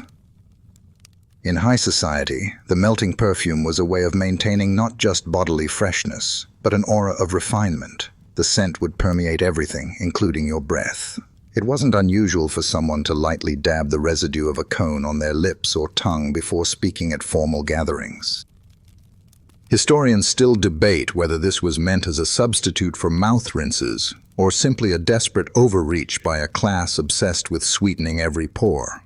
Some scholars suggest that the wax itself was considered spiritually purifying. Others argue it was just the ancient equivalent of dousing yourself in cologne before a date. You remember the time your neighbor tried making her own. She boiled sheep fat, added crushed mint and lavender, and poured it into a clay mold shaped like a pyramid. It hardened. She wore it proudly. It began melting halfway through breakfast. By lunch, her entire face was slick with fragrant grease. She claimed she'd never felt more beautiful. You believed her. But not all scents came from wax. Some people chewed on flower petals, usually lotus or hibiscus, before social gatherings. Others held cloves or bits of cinnamon bark in their cheeks. You once spent an entire festival with a sprig of thyme tucked behind your molars, trying not to choke every time you laughed. And the most devoted? They burned aromatic woods and stood in the smoke, inhaling deeply through the mouth so the scent would cling to their tongue. You tried it once. Your tongue felt like a sandal for 2 days. There were also more curious methods. One old man in your neighborhood swears by kissing a stone carved with the name of a purity god before speaking in public. It blesses your breath, he says. You think he just likes the attention. Some temple rituals even required specific scents before chanting or reciting sacred texts. It was believed that the gods preferred certain fragrances, and that speaking their names with unscented, or worse, foul breath was an offense worthy of divine silence. Thus, perfume wasn't optional, it was sacred. You glance at your cousin, who is now reclining under a fig tree, fanning herself, and sighing loudly enough to draw attention. You know she's hoping someone will ask about her dental adventure. You also know she tucked a tiny chip of the dentist's inlay under her pillow last night, to absorb more of its magic. She catches you looking and smirks. "You still smell like goat." You smile. "At least I didn't eat a candle." Touché. Still, you can't deny there's a certain luxury to the idea of your breath carrying the scent of wildflowers and wood smoke. You pluck a few petals from a nearby hibiscus and chew thoughtfully. It tastes sharp, earthy, not exactly pleasant, but it beats vinegar. As the sun begins to dip toward the western hills, the air fills with the mingled scents of a dozen home remedies: smoke, mint, dried citrus peel, and the unmistakable sweetness of melting perfume cones. It's the smell of evening, of preparation, of people trying, desperately, tenderly, to be bearable to one another. Because sometimes survival means smelling better than you feel. As evening slides over the village like a sheer linen veil, the torches are lit, the reed mats are unrolled, and families settle in for their quiet nighttime routines. Dinner's been eaten, probably another round of bread that doubles as a dental sanding block, and now the air is thick with the scent of roasted garlic, extinguished oil lamps, and the faint trace of river mud still clinging to everyone's ankles. You lean back against the mud brick wall of your home and let your jaw hang slack for a moment. Not exactly elegant, but after a day of chewing resin, scraping your gums, rinsing with questionable mixtures, and politely pretending you didn't almost swallow a petal earlier, you need the rest.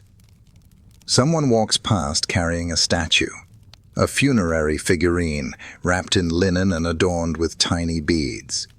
You've seen dozens of them, buried with the dead as companions or servants for the afterlife.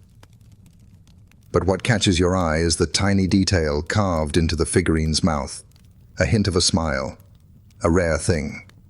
You start thinking about it, and you realize almost no one in Egyptian statues smiles with their teeth.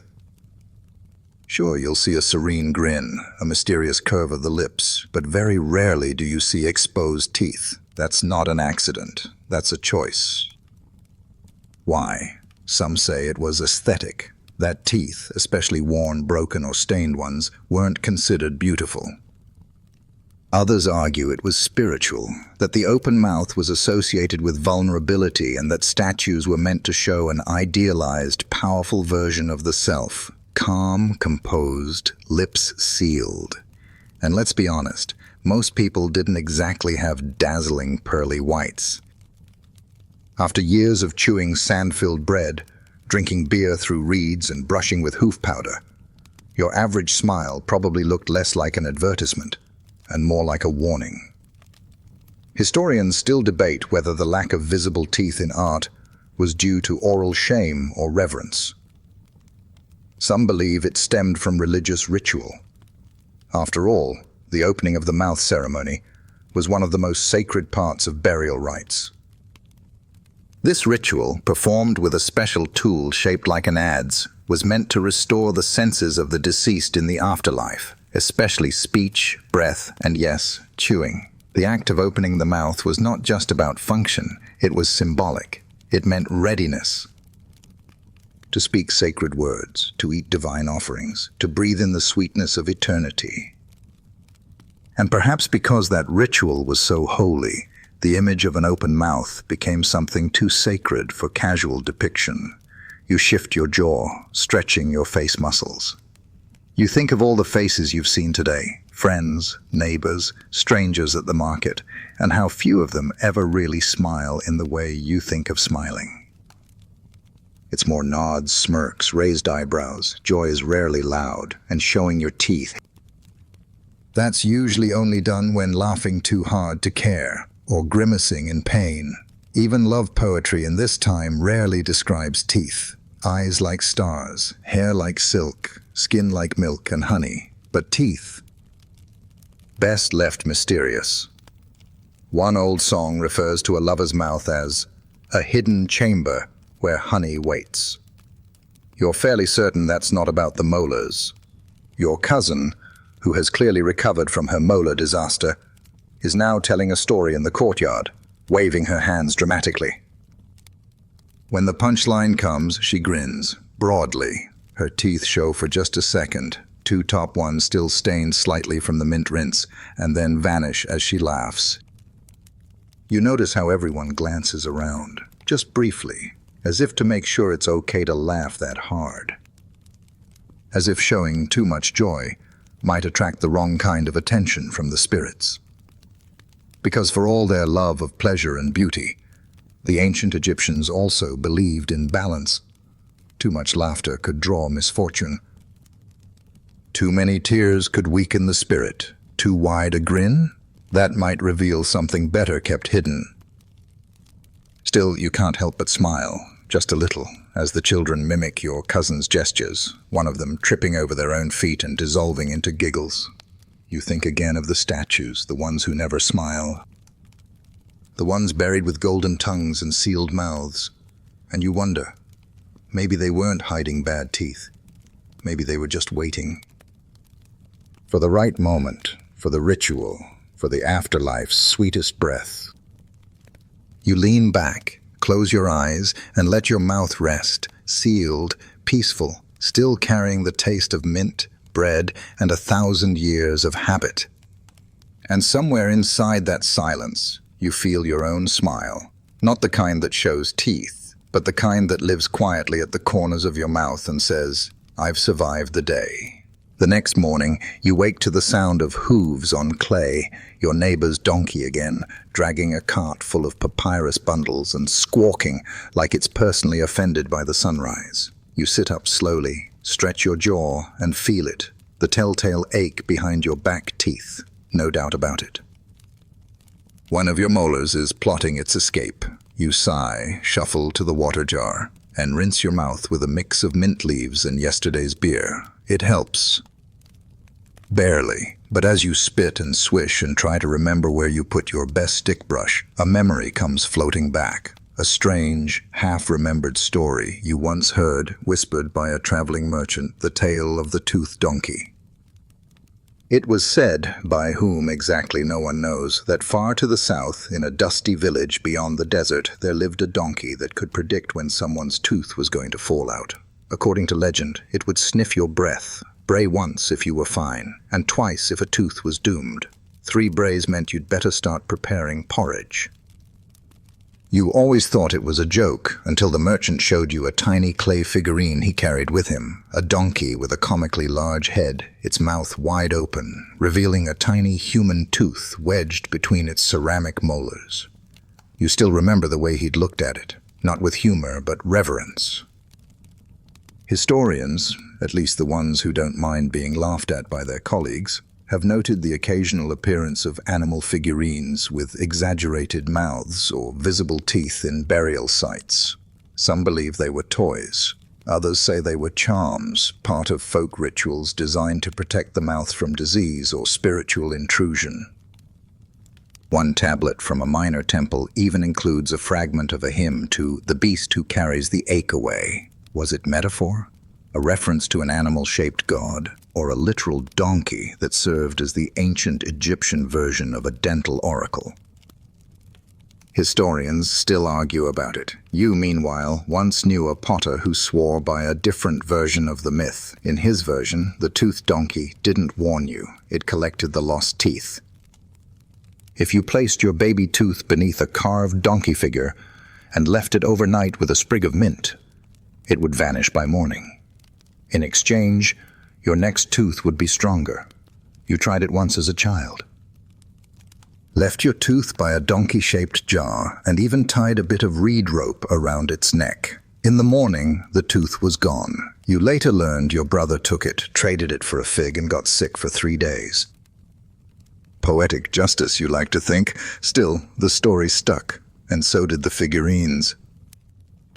You've seen more than one neighbor tuck tiny donkey carvings into the corners of their homes, usually cracked, smudged with soot, and missing an ear, but still treasured. Some are tied with blue thread, others are stained with wine. Most have a small hole in the mouth, just big enough to fit a pebble or, well, a tooth, where they used to trap pain or to summon healing. One elder in your village claimed that if you whispered your toothache into a donkey figurine's ear, it would chew the pain for you overnight. You tried it once, mostly as a joke. But your pain did go away the next morning, replaced by a new problem. Your tongue had turned black from a mint and silt mixture you forgot to rinse. Coincidence? Probably, but you cleaned that donkey figure like it was a sacred relic after that. You head to your own shelf now, and there it is, your very own tooth donkey, carved by your father from a leftover piece of sycamore. It's crooked. One eye is a different size than the other. And the tail is barely hanging on, but its mouth still holds a tiny stone, placed there years ago during your last bad flare-up. You consider swapping it with the new aching tooth if it falls out. You stroke the donkey's head and give it a polite nod, just in case.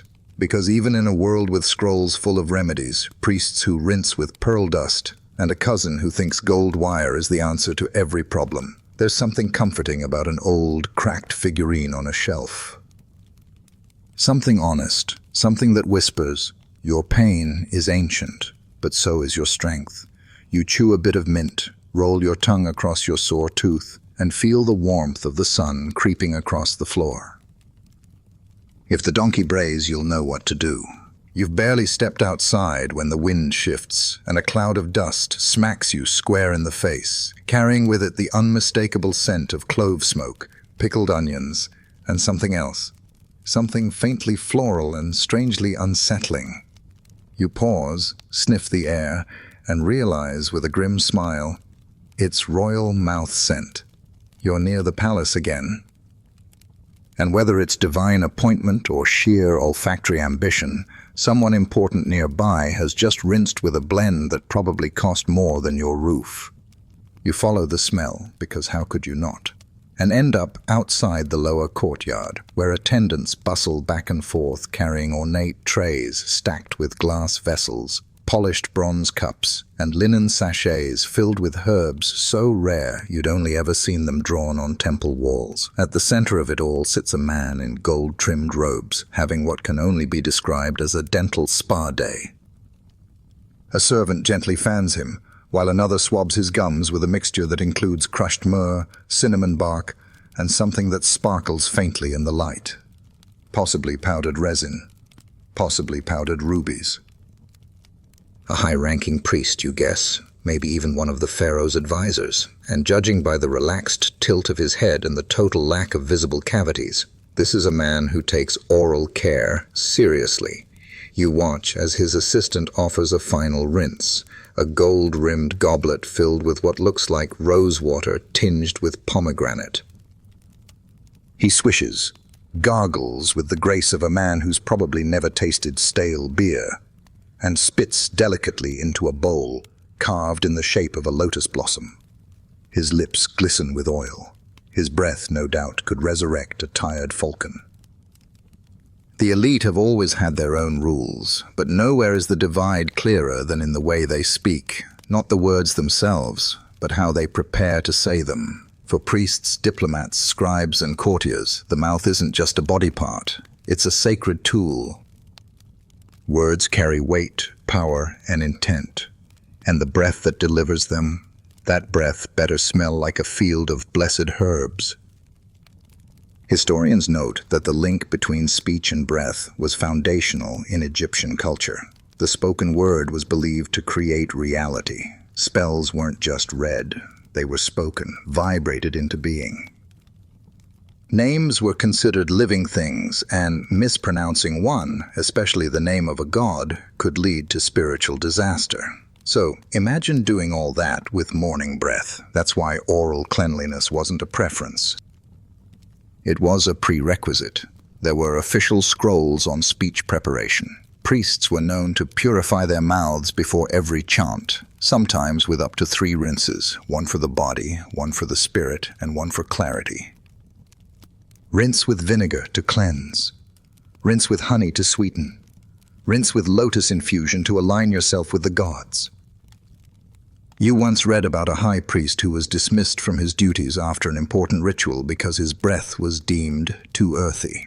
Whether that meant garlicky or goat-like is unclear, but the shame was permanent. He moved south and became a farmer, with excellent posture You remember the time you were asked to read aloud a temple dedication for a scribe.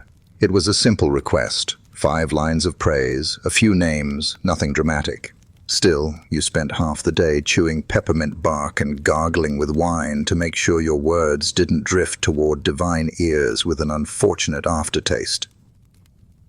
You're pulled from the memory when the priest finishes his rinse and nods to his attendant. The assistant steps forward with a slender clay vial, uncorks it, and holds it beneath the priest's nose. He inhales deeply, then exhales through his mouth. You catch a whiff of something warm and spicy, cardamom maybe or clove.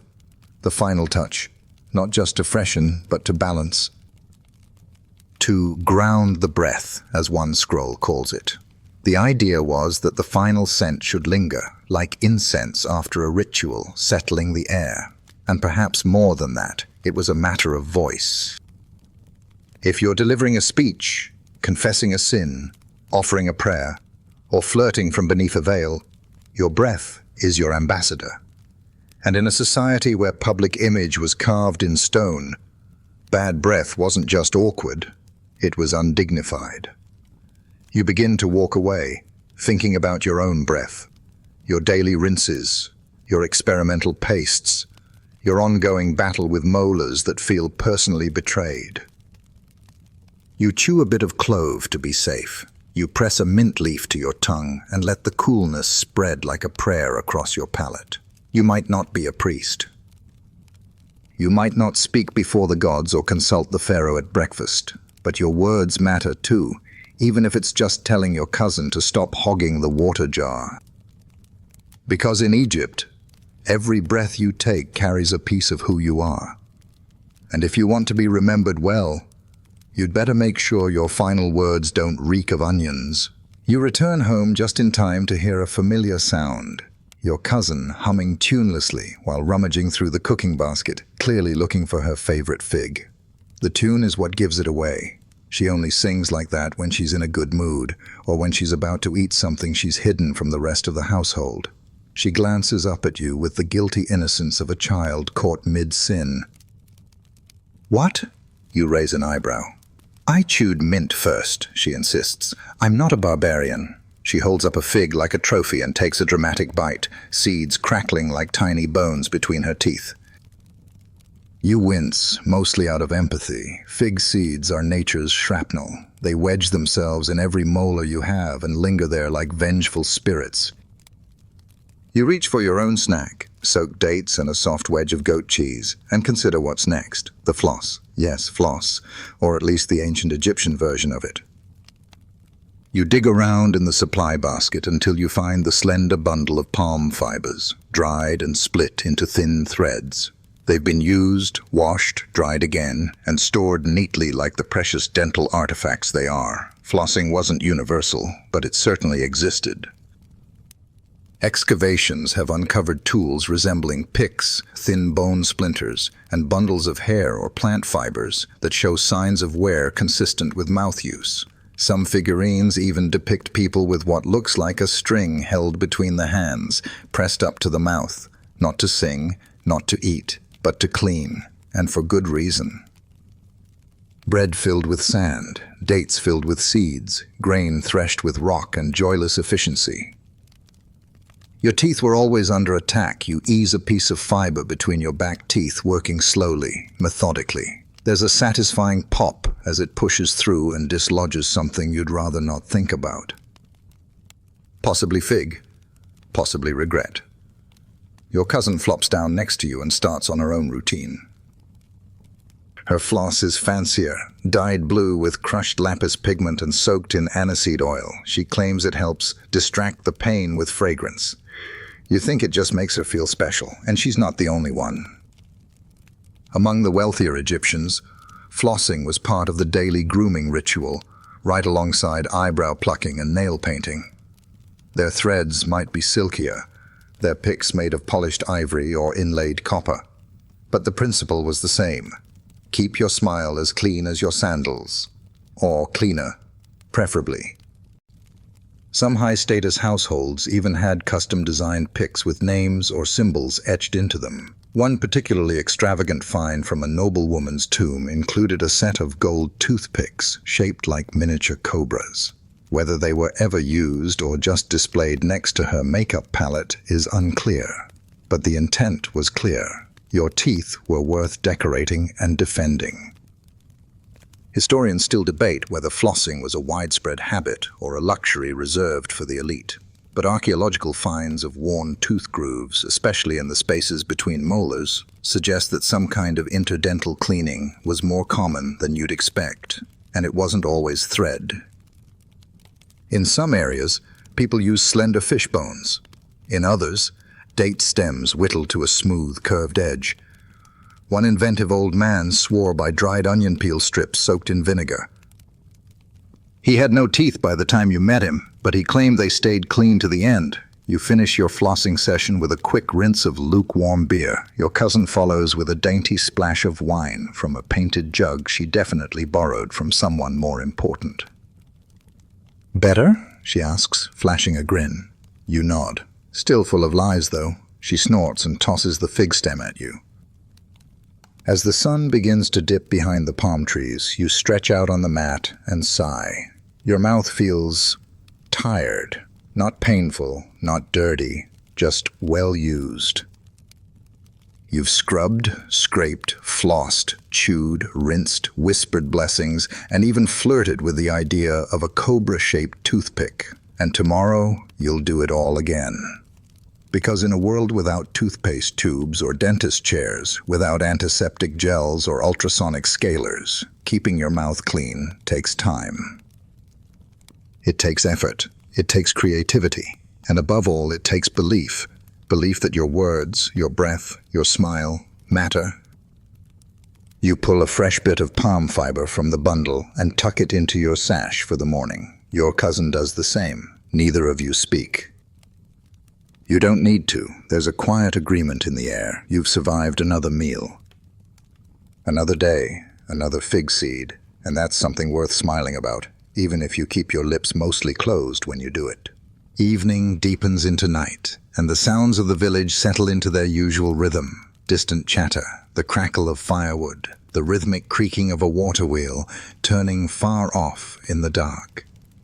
You sit near the doorway of your home, watching the glow of oil lamps flickering against clay walls, and feel the familiar heaviness of a long day pressing down on your shoulders and your jaw.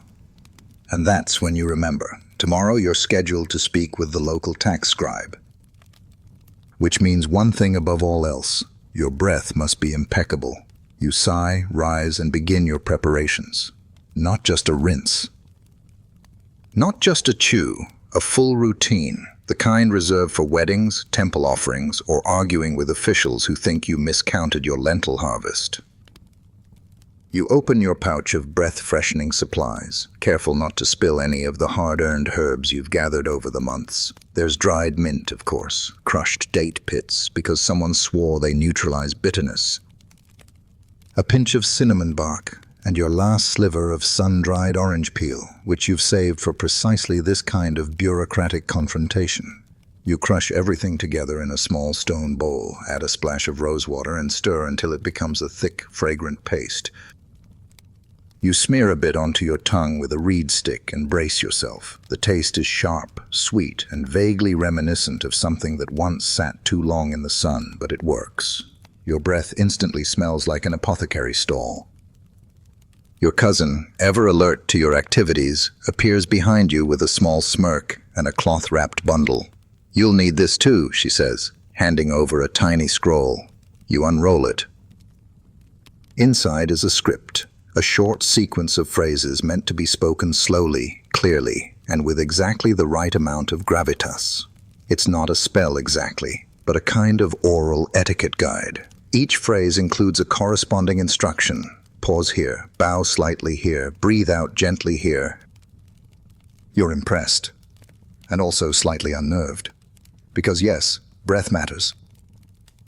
But how you breathe it out, that's everything. In ancient Egyptian society, oral etiquette was almost an art form.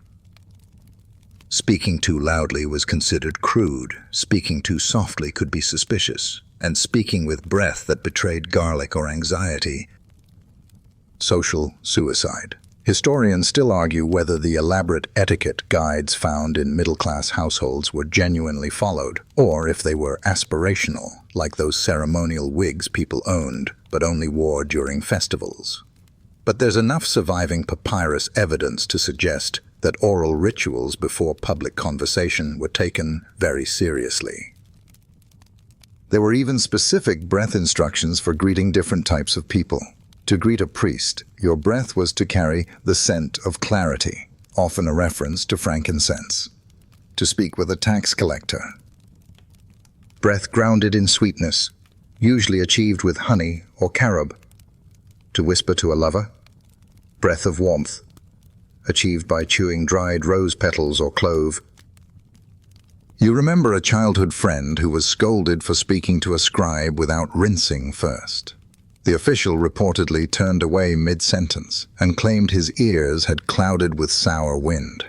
A bit dramatic, but the message was clear. Bad breath wasn't just rude, it was unclean. Tonight, you take the time to rehearse. You speak the phrases in a slow cadence, exhaling softly after each line. You practice smiling with your lips just slightly parted, enough to look friendly, not enough to show off the fact that one of your molars is definitely planning an exit. You chew on a final sprig of mint, you lay out your cleanest linen, and then, just before settling onto your mat, you do what your grandmother always did before an important meeting. You light a bit of incense, lotus and myrrh, and speak a simple phrase into the smoke. Let my words be sweet. Let my breath be clean. Let my mouth carry no sorrow.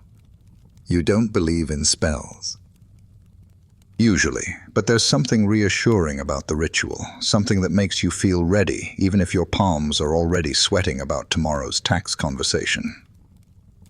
Because in Egypt your words are more than noise. They're judged, measured, sometimes recorded, and if they come out wrong, too bitter, too sharp, too stinky, no amount of later apologies can wash them away. So you prepare. Not with deception, not with bribery, with breath. Because sometimes the right scent is all it takes to turn a punishment into a pardon. The next morning arrives earlier than expected, slipping into your home with a breeze that carries the scent of river mud and distant breakfast fires. You wake with a yawn that feels like it might dislodge your jaw, stretch your arms, and instinctively run your tongue along your back teeth. Still intact. For now, but there's no time to dawdle. Today is the day of your audience with the tax scribe. And while you've dealt with harder things, like chewing through festival bread without bleeding, there's something uniquely stressful about talking to someone who holds the power to double your grain quota with a single eyebrow raise. You splash your face with water, chew your mint, and carefully apply a bit of your rose cinnamon paste to your tongue. You don't trust it to stay fresh for long, so you pack a bundle of breath tools into your satchel, just in case. You're not taking any chances. By the time you reach the scribe's pavilion, your palms are sweating, and your mouth is dry, which seems cosmically unfair after all the rinsing and preparation. The scribe himself is seated behind a low table, quill in hand, papyrus unrolled. He looks up and squints, then gestures for you to sit. No smile, no greeting. Just ink and judgment. You bow slightly, breathe through your nose, and remember your cousin's scroll. Speak clearly. Smile softly, exhale sweetness. You start with the greeting. It's simple, respectful, laced with pleasantries about the Nile's generosity and how the barley harvest is looking only slightly cursed this year. The scribe says nothing. He sniffs, just once. You try not to panic. He asks for your records. You present them. He frowns at the totals, and for a moment it seems like things might turn sour. Literally. So you do what every good Egyptian does when the conversation starts to tip. You reach into your satchel, pinch off a bit of clove powder and tuck it under your tongue with the sleight of hand of a trained festival juggler. Clove, sweet, spicy, slightly numbing. It's been used for centuries as both a breath enhancer and a painkiller. Some healers even claim it drives away mouth demons. You're not convinced, but right now, you'll take all the supernatural help you can get. You continue the conversation, now with just a bit more confidence. The scribe glances at your figures again, then sighs, more weary than suspicious, and finally dips his quill in the ink. "Accepted," he mutters. Then, a beat later, your breath is surprisingly tolerable. A pause. You blink. "Thank you." It's the closest thing to a compliment you've received from a government official all season. You take the win and retreat with dignity. Back outside, you exhale with relief and peppermint. You make your way home slowly, replaying the interaction in your mind. Not your most brilliant speech, but your breath. Spotless. You imagine your grandmother beaming somewhere in the afterlife, probably polishing her own gold-plated tongue scraper. As you pass the market, you're struck by how much breath and its treatment dictates daily life in Egypt. People chat over date stalls while sucking on lemon rind. Two boys wrestle in the dust, then chew licorice root before apologizing. A couple argues over garlic-stuffed olives while alternating rinses from a shared clay cup. You pass a pair of old friends seated in the shade, speaking so softly you almost can't hear. One of them holds a strip of dried melon soaked in vinegar, and every so often he presses it to his tongue before continuing his story. The other nods, chewing on a piece of star anise like it holds secrets. You once read that some believe the soul could ride on breath, that each exhale was a tiny vessel of truth.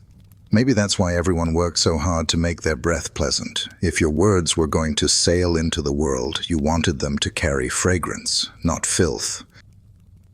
Historians still debate whether these beliefs were rooted more in hygiene or in spiritual symbolism, but to you, it hardly matters. Whether you're sweetening your breath for health, holiness, or just to survive a tax audit, the act remains the same. A ritual, a promise, a habit. By the time you reach your home, your cousin is waiting at the doorway with a smug grin. "You lived. Barely," you mutter, "but I dazzled his nostrils." She offers a slow clap. You rinse your mouth one final time and collapse onto the mat, breath fresh, tongue tingling, heart finally calm. And somewhere nearby, a temple bell rings, a reminder. Today, your words mattered. By the time the stars return, piercing the deepening blue above your roof like tiny celestial pins, you're already preparing for the end-of-day ritual, not because it's required, not because the gods demand it, but because after everything, grain audits, clove powder diplomacy, and oral negotiations so delicate they should be handled with tongs, you need your mouth to rest. Your cousin is asleep already, half snoring, half mumbling something about figs. The house is quiet. The village too, and as the last reed torch burns low outside, you sit on your mat with your knees drawn up and your rinse bowl beside you. This is your favorite part. Not the paste, not the scraping, not even the weird aftertaste of fermented rose hips you always regret trying. It's the silence, the pause, the moment when your mouth is no longer for convincing or confessing or surviving. Just existing, quiet and clean. You unwrap your last dental powder of the day, something your grandmother taught you how to make. Crushed myrrh, dried mint, a flake of salt, and for whatever mystical reason, a single grain of barley. To remind you what you're fighting against, she used to say. You stir the powder with water, just enough to make a thick, muddy swirl, and dip the end of your frayed twig into it. The brushing is slower at night. Less urgency, more intention. You move the twig in slow, circular motions, careful not to dig too hard into the sore spot near your molar. You pause occasionally, letting the salt sting do its quiet work. And when you're done, you rinse 3 times. Once with beer, once with water, and once with mint steeped in lotus. Not because it does more, but because it feels complete. Historians often note that the Egyptians were obsessed with cleanliness, but they rarely talk about the emotional side of it, the comfort in repetition, the security in ritual, the strange peace of ending the day exactly as you did yesterday. Chewing, rinsing, praying, sleeping. You lay back with a sigh and let your jaw go slack. Your mouth tastes like mint and myrrh, and the faint sweetness of a day survived. You run your tongue along your teeth, marveling at how something so simple, cleanliness, can make you feel prepared for anything. Even sleep. But before you drift off, one final question comes to mind. One that has haunted many in your village, even if they don't say it out loud. What do we feed the toothless? You smile at the thought, because as it turns out, even in a world where your diet is sharp, hard, and designed by people who clearly hated molars, there's care for those without teeth. You've seen it. You've seen elders spoon-fed porridge sweetened with date syrup, figs mashed into soft paste, bread soaked in warm milk or thinned beer until it becomes more comfort than meal. You've even prepared it yourself, kneeling beside an uncle who'd lost every tooth but one and still insisted on a full mouth rinse before bed. They are not forgotten. The toothless are not discarded. If anything, they are honored, because they are the ones who've already done the chewing. Their mouths may be softer now, their voices slower, but they carry stories like enamel carries wear marks. Each gum, each smooth palate, each quiet bite, they're testaments to a life lived with persistence, with patience, with the daily grit of surviving breakfast for decades on end. And so they are fed soft foods with care. They are given oil for their tongues, mint for their breath, and honey for their gums.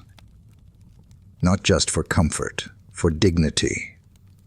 You remember one old woman who insisted on clove oil dabbed on her lips each morning, even though she hadn't chewed in years. She said it made her words feel lighter, and maybe she was right. You yawn now, long and slow, your mouth opening not to speak or chew, but to rest. You pull a linen blanket over your chest, let your eyes close, and taste the last traces of mint as your breathing deepens. Your mouth, finally, gently, goes quiet. Morning arrives slowly this time, not with a jolt or a shouting neighbor or the rude clatter of a spilled grain basket, but with quiet light, sneaking in through the narrow window and casting pale golden bars across your mat. Your mouth feels still. Not perfect, not fresh, but not protesting either. A rare thing. You sit up, roll your shoulders, and yawn with the kind of caution reserved for people who aren't entirely sure if they chipped something yesterday. You haven't. Yet, you run your tongue along your teeth, nod once to yourself, and begin the gentle process of preparing for another day. You reach for your miswack stick, frayed at the end, flecked with yesterday's herbs. You chew it back into shape, spit the splinters into a corner, and begin your ritual. And this time, your thoughts drift elsewhere, not to the sting of vinegar or the grind of sand, but to something older, something far beyond even the longest scroll or the loudest priest. You think of the tombs, of the way the dead are prepared, not just wrapped and blessed, but groomed. Carefully, lovingly, the lips anointed, the mouth packed with linen, the tongue sometimes replaced with gold. Not always, but often enough to matter, because in Egypt the mouth wasn't just a part of the body, it was a gate to words, to names, to the soul. And when someone dies, you don't just send them off clean, you send them off ready. The most sacred of these preparations is the opening of the mouth ceremony. You've only seen it performed once, long ago, for a well-regarded merchant whose generosity was matched only by his unfortunate breath. Still, when the time came, the priest stood at his side, raised the ceremonial adze, and performed the ritual as though he were opening a temple. It's not literal, of course. The mouth is not physically pried apart. Instead, it's a symbolic act, one that restores to the dead their most important functions: speech, breath, and nourishment. The idea is this: in the afterlife, you must be able to speak your name, to recite sacred words, to eat the offerings laid before you. If your mouth is closed, sealed, forgotten, you are voiceless. And if you are voiceless, you are nothing. So it is opened, with words, with tools, with reverence. You chew more thoughtfully now, letting the fibers of your stick do their work as you reflect on the weight of such a belief, that everything you are, everything you become, depends on the readiness of your mouth. Not your sword hand, not your fortune, your mouth. Historians debate whether the ritual was always this precise. Some point to early depictions that are vague, suggestive. Others argue that by the time the great pyramid builders walked the earth, it had become codified, part of a tightly controlled process governed by temple scribes and death priests. You've always believed it was older still, a practice born not from scrolls, but from grief, from love, from the desperate desire to send your family into the unknown with something, anything, to defend them. And so you prepare, because one day, someone will do the same for you.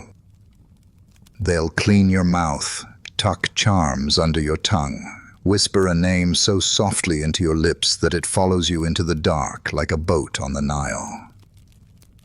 They'll open your mouth, not to pry something out, but to let something in, your breath, your soul, your story.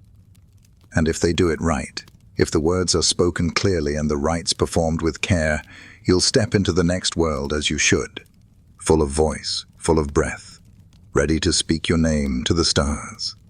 You spit into the dirt, rinse one last time with warm water, and stand. You've brushed, you've scraped, you've gagged on resin and vinegar and mystery paste. But you've also kept something alive, not just your teeth, but your place in the world, your readiness. Because one day, long from now, someone will ask the gods to open your mouth. And you want them to find it clean. The day presses on with heat that turns every surface into a baking tile, every breath into an effort, and every step into a sweaty negotiation with gravity. You shade your eyes and glance across the village square, where even the dogs have given up pretending to be awake. Only the flies seem energized, especially by your breath mint stash, which now lives tucked into the fold of your tunic like a talisman. You're on your way to the granary, but your path is blocked, not by anything serious, just the sight of a young boy squatting in the dust, crying over something in his hand. You pause, lower yourself beside him, and tilt your head. "It's a tooth," he says, holding out his palm. Sure enough, a small blood-specked molar sits there, gleaming faintly in the sunlight like a cursed pearl. You ask if it hurts. He shakes his head. It's mine." You understand. You rummage through your satchel, pull out a mint leaf, and offer it. He sniffs it, crinkles his nose, but pops it in his mouth anyway. Brave kid. Then you tell him about the tooth donkey, again because every child needs to hear it at least twice, and you help him wrap the tooth in a scrap of linen. You hand him a tiny clay shard, press a dot on it with your thumb, and tell him to place it under his mat tonight with the wrapped tooth on top. "It'll carry the pain away," you say. He nods solemnly. Kids know magic when they hear it.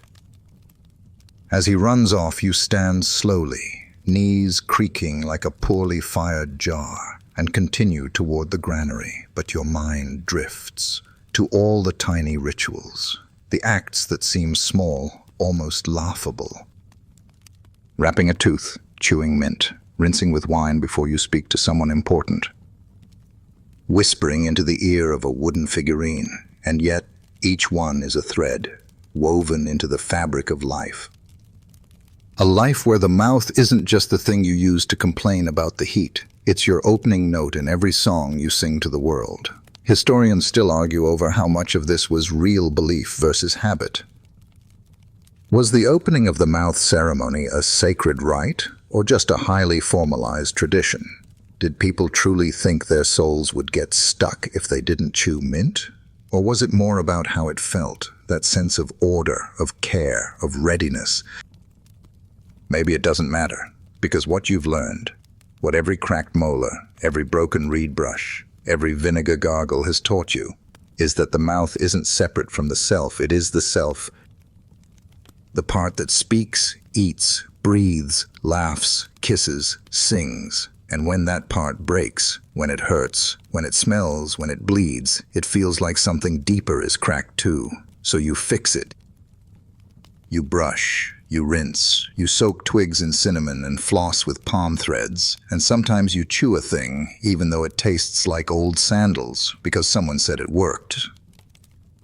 You care for your mouth because it carries your words, and your words carry you. By the time you reach the granary, you're parched. A kind woman outside offers you water. You take a sip and immediately regret it.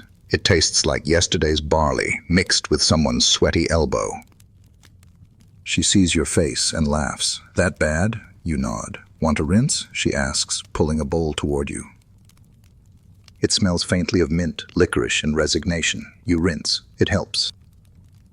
You share a moment of silence. Not the awkward kind, the kind that says, I've had that water too.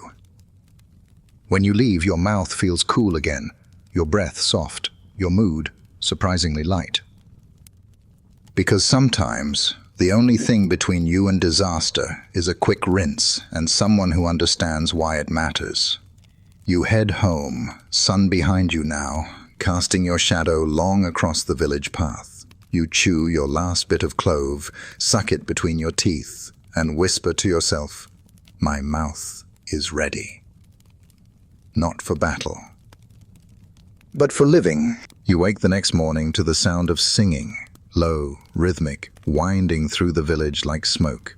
Not a festival, not a birth. A funeral. You rise slowly, joints crackling, and dress with quiet hands. Someone has passed. Someone respected. You don't know who yet, but the sound carries weight. This isn't the frantic wailing of a sudden tragedy. It's practiced, ceremonial, a farewell crafted with care. When you reach the procession, you learn it's the elder weaver, Taraket, nearly 90, with eyes sharper than yours, and a voice that always seemed to carry secrets. She was known for her work, yes, but more so for her laughter.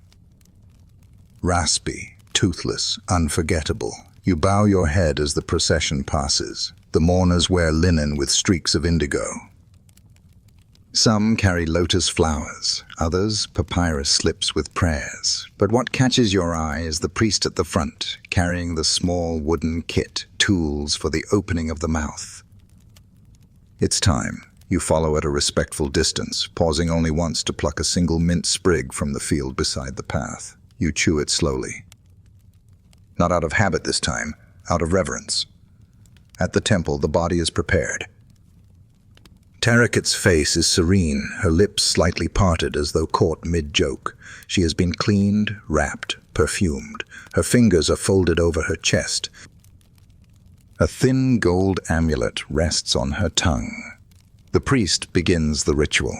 You watch as he touches the tools gently to her mouth, the adze to the lips, the spoon to the teeth, the incense to the nostrils.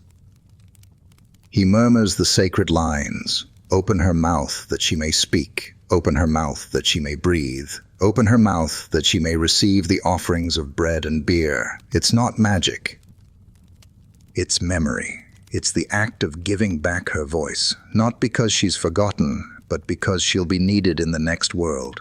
The soul doesn't drift silently in Egyptian belief.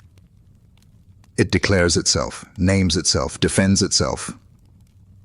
And to do that, the mouth must be open. Some say the ritual dates back to the first dynasties. Others argue it emerged later, when tomb inscriptions began showing greater concern for the soul's journey. Historians still debate whether every Egyptian received the rite or just the elite, but one thing is clear, no one took it lightly. You wonder briefly what your own ceremony will be like. Who will rinse your mouth? Who will whisper the words? Who will place the charm beneath your tongue? And will they remember to clean behind your molars? You smile, even in mourning, because in that moment, as the priest presses the sacred chisel to Taraket's lips, Everything you've done, every scrape, rinse, chew, and gag is justified. She is ready, and one day so will you be. The ceremony ends. The mourners file out, the village exhales. You step outside into the sun, breath sweet with mint and memory, and carry on. Because the mouth must be kept clean, not just for speech or song, but for silence, for the day when your voice is needed most, and you want it ready. The sun dips low again, casting the world in that soft, forgiving light that hides cracked plaster and crooked teeth. You're home now, alone for the moment, seated on your mat with your rinse bowl beside you, and your breath, oddly enough, feels like the only part of you that's truly awake. It's been a long, strange journey, through powdered rocks and crocodile dung paste, through mint and vinegar and ceremonial rinses that could melt the enamel off a hippo. But somehow your mouth has survived. Mostly. You chew your final twig of the day, soft, frayed, tasting faintly of cinnamon and sandalwood. Not because your breath is bad, but because the ritual feels right, like drawing a curtain. Like closing a door softly, without slamming. Your tongue moves slowly over your teeth, checking the ridges and familiar grooves. There's a sore spot near your molar again. You'll have to address that soon. Maybe a poultice. Maybe prayer. You think of all the mouths you've seen, the crooked, the clean, the golden, the silent. You think of the boy with his fallen tooth, the priest with his perfect breath, the scribe with his judgmental nostrils, and Tarakat, lips touched by the sacred ads, voice restored through ritual. Each mouth a story. Each story a breath, and each breath a thread in the vast, fragrant tapestry of Egypt's long obsession with the space behind your lips. You swirl a bit of lotus water in your mouth. It tastes faintly floral, with a trace of clay from the jug. You spit into the dust beside your door and watch the little circle it leaves behind, darker than the rest, like a seal. A signature. Your cousin returns just as the light fades fully. She flops onto the mat with the gracelessness of a sack of barley, and mumbles something about overheated fish stew. You offer her a twig. She accepts it without protest, for once. No words pass between you but the shared chewing, the rhythm, the scent of the paste. It says enough. You've both survived another day, another round of tiny battles inside your mouth, and tomorrow you'll do it all again. Because survival in ancient Egypt isn't always about outrunning crocodiles or building pyramids or decoding dreams. Sometimes it's about knowing exactly how to clean your teeth with a stick soaked in sour beer. It's about understanding that your mouth is the gateway to your health, your spirit, your name. That breath is more than a function. It's a ritual, a scent, a memory. You lie down, linen cool against your skin, and let your lips part slightly as your breathing slows. The air smells of dust, mint, and the faintest trace of burned myrrh from the neighbor's hearth. You smile, faintly. You're not a priest, not a scribe, not a queen, but you've done what they did. You've brushed, you've rinsed, you've prepared. Your mouth is clean. Your breath is ready. And now there's nothing left to do but sleep. The night settles like a soft linen shawl draped over the shoulders of your quiet village. The stars blink gently overhead, not hurried or bright, just there, steadfast, familiar, like everything else you've come to trust. You breathe out slowly through your nose, then again through your mouth, letting the last traces of mint and myrrh drift into the air around you. There's no rush anymore, no grain counts to explain, no teeth to polish. Just the slow, peaceful business of letting go. The mat beneath you creaks softly as you shift to one side. Your muscles hum faintly from the day's efforts, and your jaw, overworked and scrubbed within an inch of its dignity, finally rests.